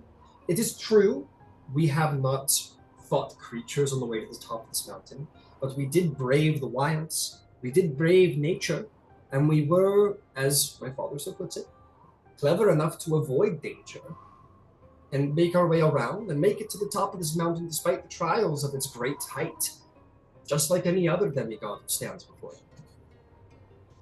And more still, I mean, my own achievements is the descending and coming back up many times from the underworld for the help of your daughter Demeter. And for my king, he has spread the great wisdom and knowledge of agriculture, of bread making. It's perhaps not as glorious as, say, Perseus slaying the Medusa, but I am sure it has saved many lives from starvation. And as Thyia said, food forges community, and through community, leaders are made. If you unite a nation, now you're not a king. Which is why I ask, can he lead? In which case it seems as though he may have led you both out of harm's way. Yes. Sorry, I ran away with myself a little bit. Yes, he led me up the mountain. I trust my king, and I stand here not only to as a judgment for myself, I suppose, but I am here to respect and honor my king. Then, sorry, I see no reason why we cannot say that this king is as good as any other. A king does not have to be the best fighter, the best at anything. What they must be amazing at is being able to put people in the positions so that they can be the best at what they do. And it would seem as though this king and his son are more than capable and an example of an excellent king / leader. I would also say that to have managed Sorry, to make yes, we haven't heard from Vasaliki yet. I don't want to get okay, yeah. Sorry about that. Vasaliki, go ahead. You all forget why we're here. We're not here to find the best king. We're here to be the best demigod. We're here for glory in the name of our gods. And she'll gesture to Zeus and Hera.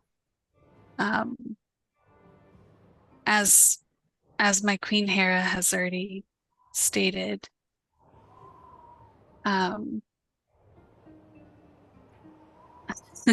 sorry, I totally lost it. And she'll throw her support behind Hera, and say, as the Queen has already stated, he is not worthy of such glory, of such status. I don't think he has presented himself in such a way that would earn such honor to be acknowledged by one of these Olympians. Hera will say, Hera will say, let it be said, I'm not denying his worthiness, you're merely questioning it. But I think she makes good points.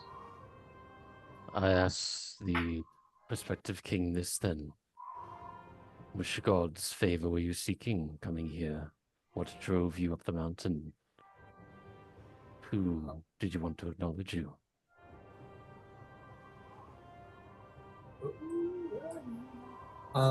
He is going to say, put him. Sorry, hang on. There it is. It says, I am not come seeking for any one person. I have come seeking the approval of my father, Poseidon. I was born of Poseidon proudly, and I would seek my father's approval. Though I am no master of the sea, I am king of my own domain.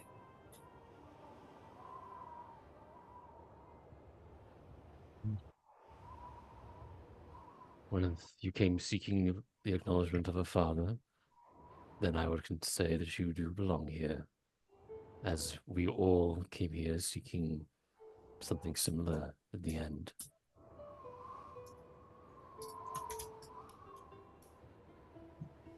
And it would be prudent of us not to forget that not every single domain is that of warfare, death, slaughter, strategy. There are gods and goddesses of the harvest, gods and goddesses of many of the things that do not relate to the acts of heroism of which we paint on the side of bases. Not all of us can be blessed with godly strength and fortitude, but we all have our own specialities, and it seems you are excelling in those. You are excelling in your speciality in agriculture and hospitality and in cunning. I think that's more than worthy of recognition. A kingdom is not built on great singular moments of crisis or moments of glory. It's the day-to-day, the mundane. That is what builds a nation. I would not expect Vasaliki to compose a song to inspire all of us, just as I would not expect Candybus to go outside and lift a marble pillar over his head. And I would not expect Xanthos to, well, run very far without tiring. I say all this for this.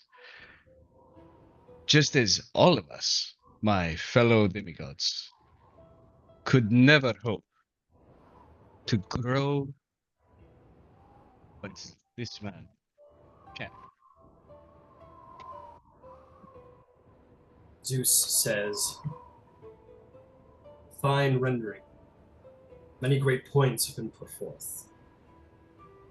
My decree is this. He is the founder of the Eleusinian Mysteries. He founded them. Many cults of the Eleusinian Mysteries have grown, but most importantly is this. He is a king. He was made king. Founded the line. Unless that king is dethroned by his people, he shall remain one. Tyrants are not, for it is the responsibility of all to ensure justice within their own realm. So, many good points have been made. But I see no reason why he should be kicked off the top of this mountain. Unless, of course, Poseidon, you are not willing to acknowledge your son and his many accomplishments, spreading the power of agriculture, feeding the hungry of the world, and being king of his people. Poseidon sits on his throne, says, Zeus, I have already acknowledged my son before this meeting. I know this is for your own show, for your new favorite. Zeus kind of looks glumly at him. But Herald Kyrix and good king of the Lucinian, please go. And we thank you for your attendance of coming to the top of this mountain. The king does not bow. The Kyrix, he got it, kings. They both bow. And they will kindly take their leave. Now with that, points have been gained and lost. These are mostly just going for Demeter and Hera at this point. So let's go down the line here. Xanthos, you did lose one with Hera. Romulus and Vasaliki, you both gained one with Hera. And this was for Romulus and Vasaliki. Okay. And this was for essentially prioritizing the power of sovereignty over farming. And that was why in that. Now Demeter, on the other hand, prioritized the worthiness of being just a pure and simple like power of farming. It's enough. Xanthos, you gained one. Hey, but 0. Yep. Thyia, you gained one.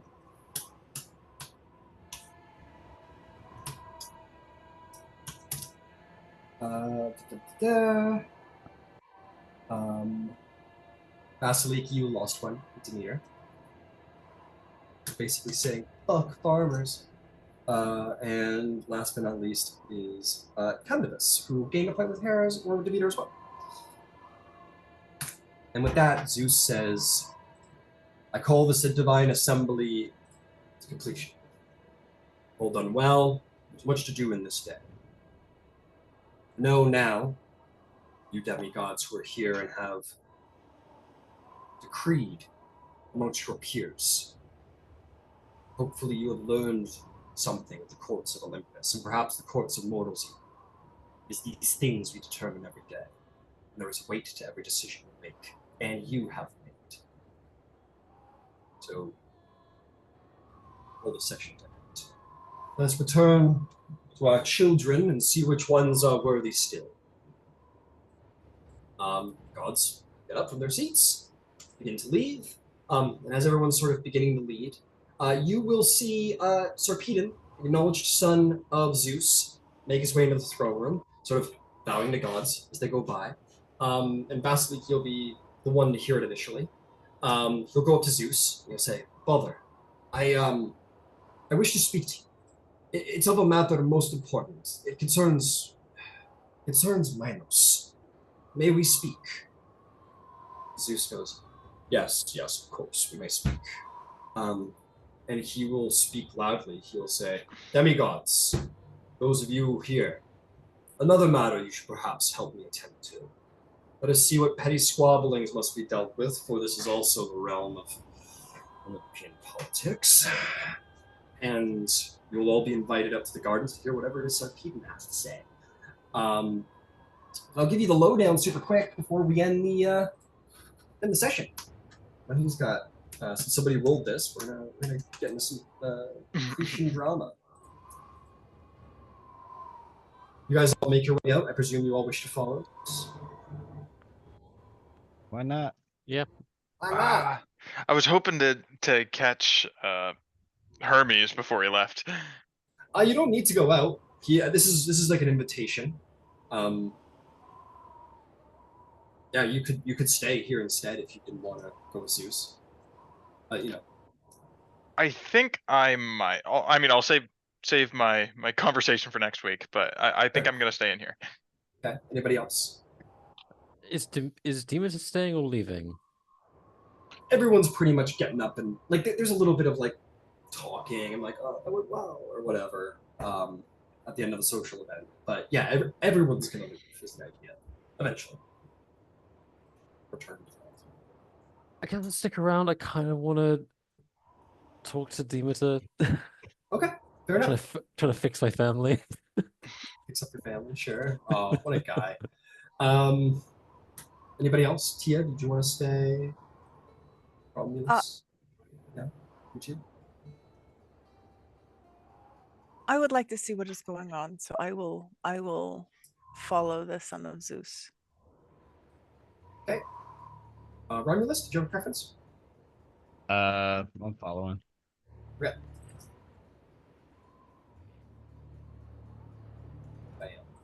I am going to say that is going to affect Zeus's points. There are points to be had in game here. You all held court and rendered judgment with, let me check the chart. I don't want to get excited about myself here a little bit. Fraser defended the trial, complete the quest on behalf. It's Hera who summoned you all here on behalf of Zeus. So I think everyone's gonna get a point with Hera because you all completed her quest.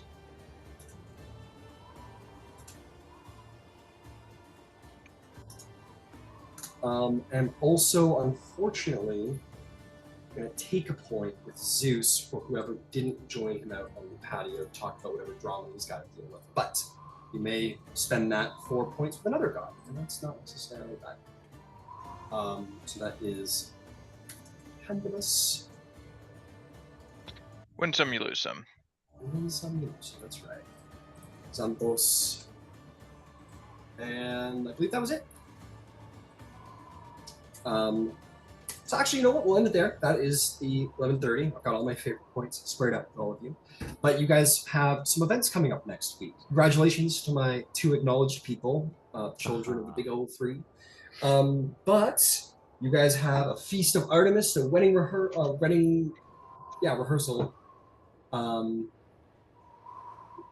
Oh, you know what? As a really... I just want to get this out of the way because this is fun. This is like a super quick one. It's fun.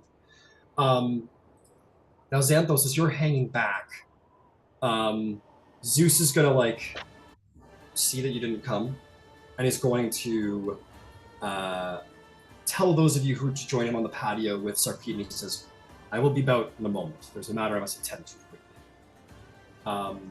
And as you're going over to Demeter, hey, Demeter, Zeus will sort of approach you, where you're like, oh shit. Oh fuck. Zeus will approach on the steps and says, Demeter, may I have a moment with the acknowledged son of my brother? And Demeter says, I don't know why you must say it like that, Zeus. Very well, brother, you may have a moment. And she will meander. He will step up to you. He will not be so tall. Still very tall, but medium-sized. He'll say, Xanthos, congratulations. My brother has never had a demigod before. That would be the first, and I don't acknowledge that. It's a great honor, Your Majesty, Zeus. Consider yourself honored quite yet. I have something I must have you do. Fear not, I'm not going to ask you to steal anything from my brother, or anything like that. I'm going to give you responsibility instead. You are the true blood-born son of Hades, acknowledged by him, so indeed you have his approval. Apparently his queen likes you. So, this has led me to believe that you're trustworthy. Oceantai. There is a gate here on Olympus that allows passage to and from the underworld. One that I do not see used by any other than Hermes. Or Dionysus. I don't know how he gets through, but I guess not. So, Xanthos, I declare you the keeper of the gate. It shall be your responsible henceforth to guard this key from all including the Olympians. And he will hand you this very fine, excellent golden key that is worthy of Olympus. He will hand you this key. He'll say, as I've said, none, and I mean all, including Hermes, are to have it. You must guard it from all mortals' hands, demigods' hands, godly hands.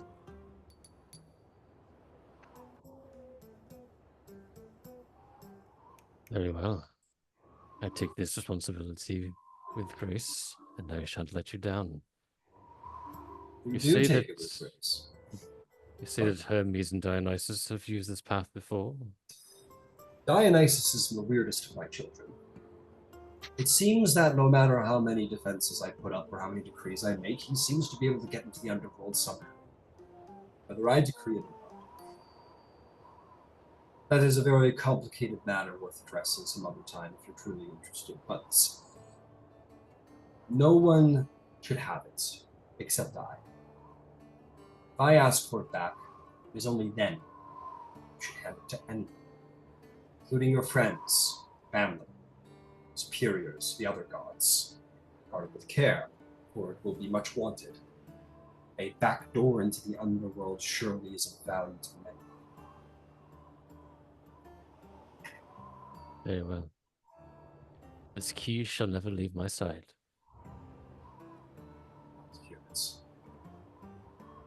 Oh, that was all. He'll meander off, and that'll earn you a point. You accepted his quest with grace. So congratulations, you can have, if you want a title, you are now the keeper of the gates. Good luck fending off Dionysus. Yeah, and it will, there's like a smash cut to the Always Sunny title card. Xanthos loses the key. Hey, somebody rolled it. Some of these are specifically tailored to different members of the group, so someone rolled it. Congratulations. Your dad likes you. Now you have to guard the key to the underworld. Great. Great. Don't fuck it up. Don't fuck it up. So next week you have a wedding rehearsal to go to, and you have the Feast of Artemis, and you got to see what Sarpedon's problem is. So, docket is full. Full session, guys. Sorry, a little combat light. Be sure to turn it up next week. Oh no, I like politicking. Oh, good. Good. I'm getting my little finger on. Yeah, nice. Power is a ladder. Got two titles. Let's go. I'd kind of like to find something kind of creative for Persephone.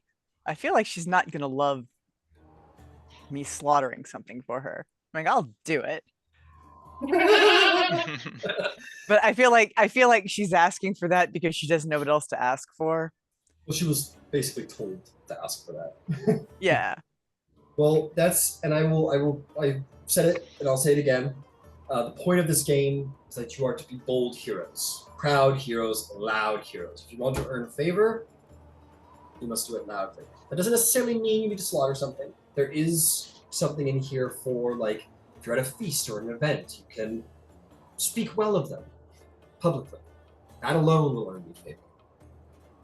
Which is why I've been getting points for you guys doing things related to that god that heavily imply that god.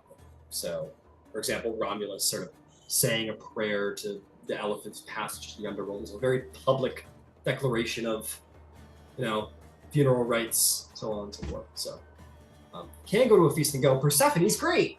And they'll be like, bing, favor. So, yep, just make sure to check out that favor guide, and yeah. And guys, this is I will say, once you get off the mountain, it's gonna get a lot harder to earn favor. This is your big time to make some bonds and ties, because right now there's a feast and a thing and a this and a that, and there's all kinds of opportunities. Once you get off the mountain, you're gonna have to actively seek out games being held in their honor, or combat trials, or it's gonna be a little harder to seek out ways to honor them. So this is your chance to make important ties that make shape in the future. Dude, I suck at this shit, I think. Dude, just man, Aries it up. You're like, okay, I'll kill something for you, bro. What you want? What you want, that, bro? That's okay. It's not the answer to everything. No, not everything. Just a lot of things. In this game, it is. Most games, it's like, no, you can't just bang your head off it. But this game, it don't hurt. It doesn't hurt. Sometimes violence is the answer. Sometimes violence is the answer. It's true. It's true. I do like the idea of like Romulus being coached a little bit by somebody, and you're like at a feast, Romulus. You're like, look back, and maybe Xanthos is like, go. And you're like, man, isn't Apollo like the greatest? Well, Shit, he wasn't listening. I said, isn't Apollo 0.5 favor. Apollo's like, I mean, he did. He said it, but He did say it. okay. Whatever, man. What do you want, a cookie? Oh man, no, but Look, hey, giving a cookie to a god could get you like places. If it's a Xanthos cookie. Xanthos. Some of you guys are doing crazy good. You guys are just killing the favor. I have at least +1 favor with over half of the Olympians. Yeah, it's pretty cool.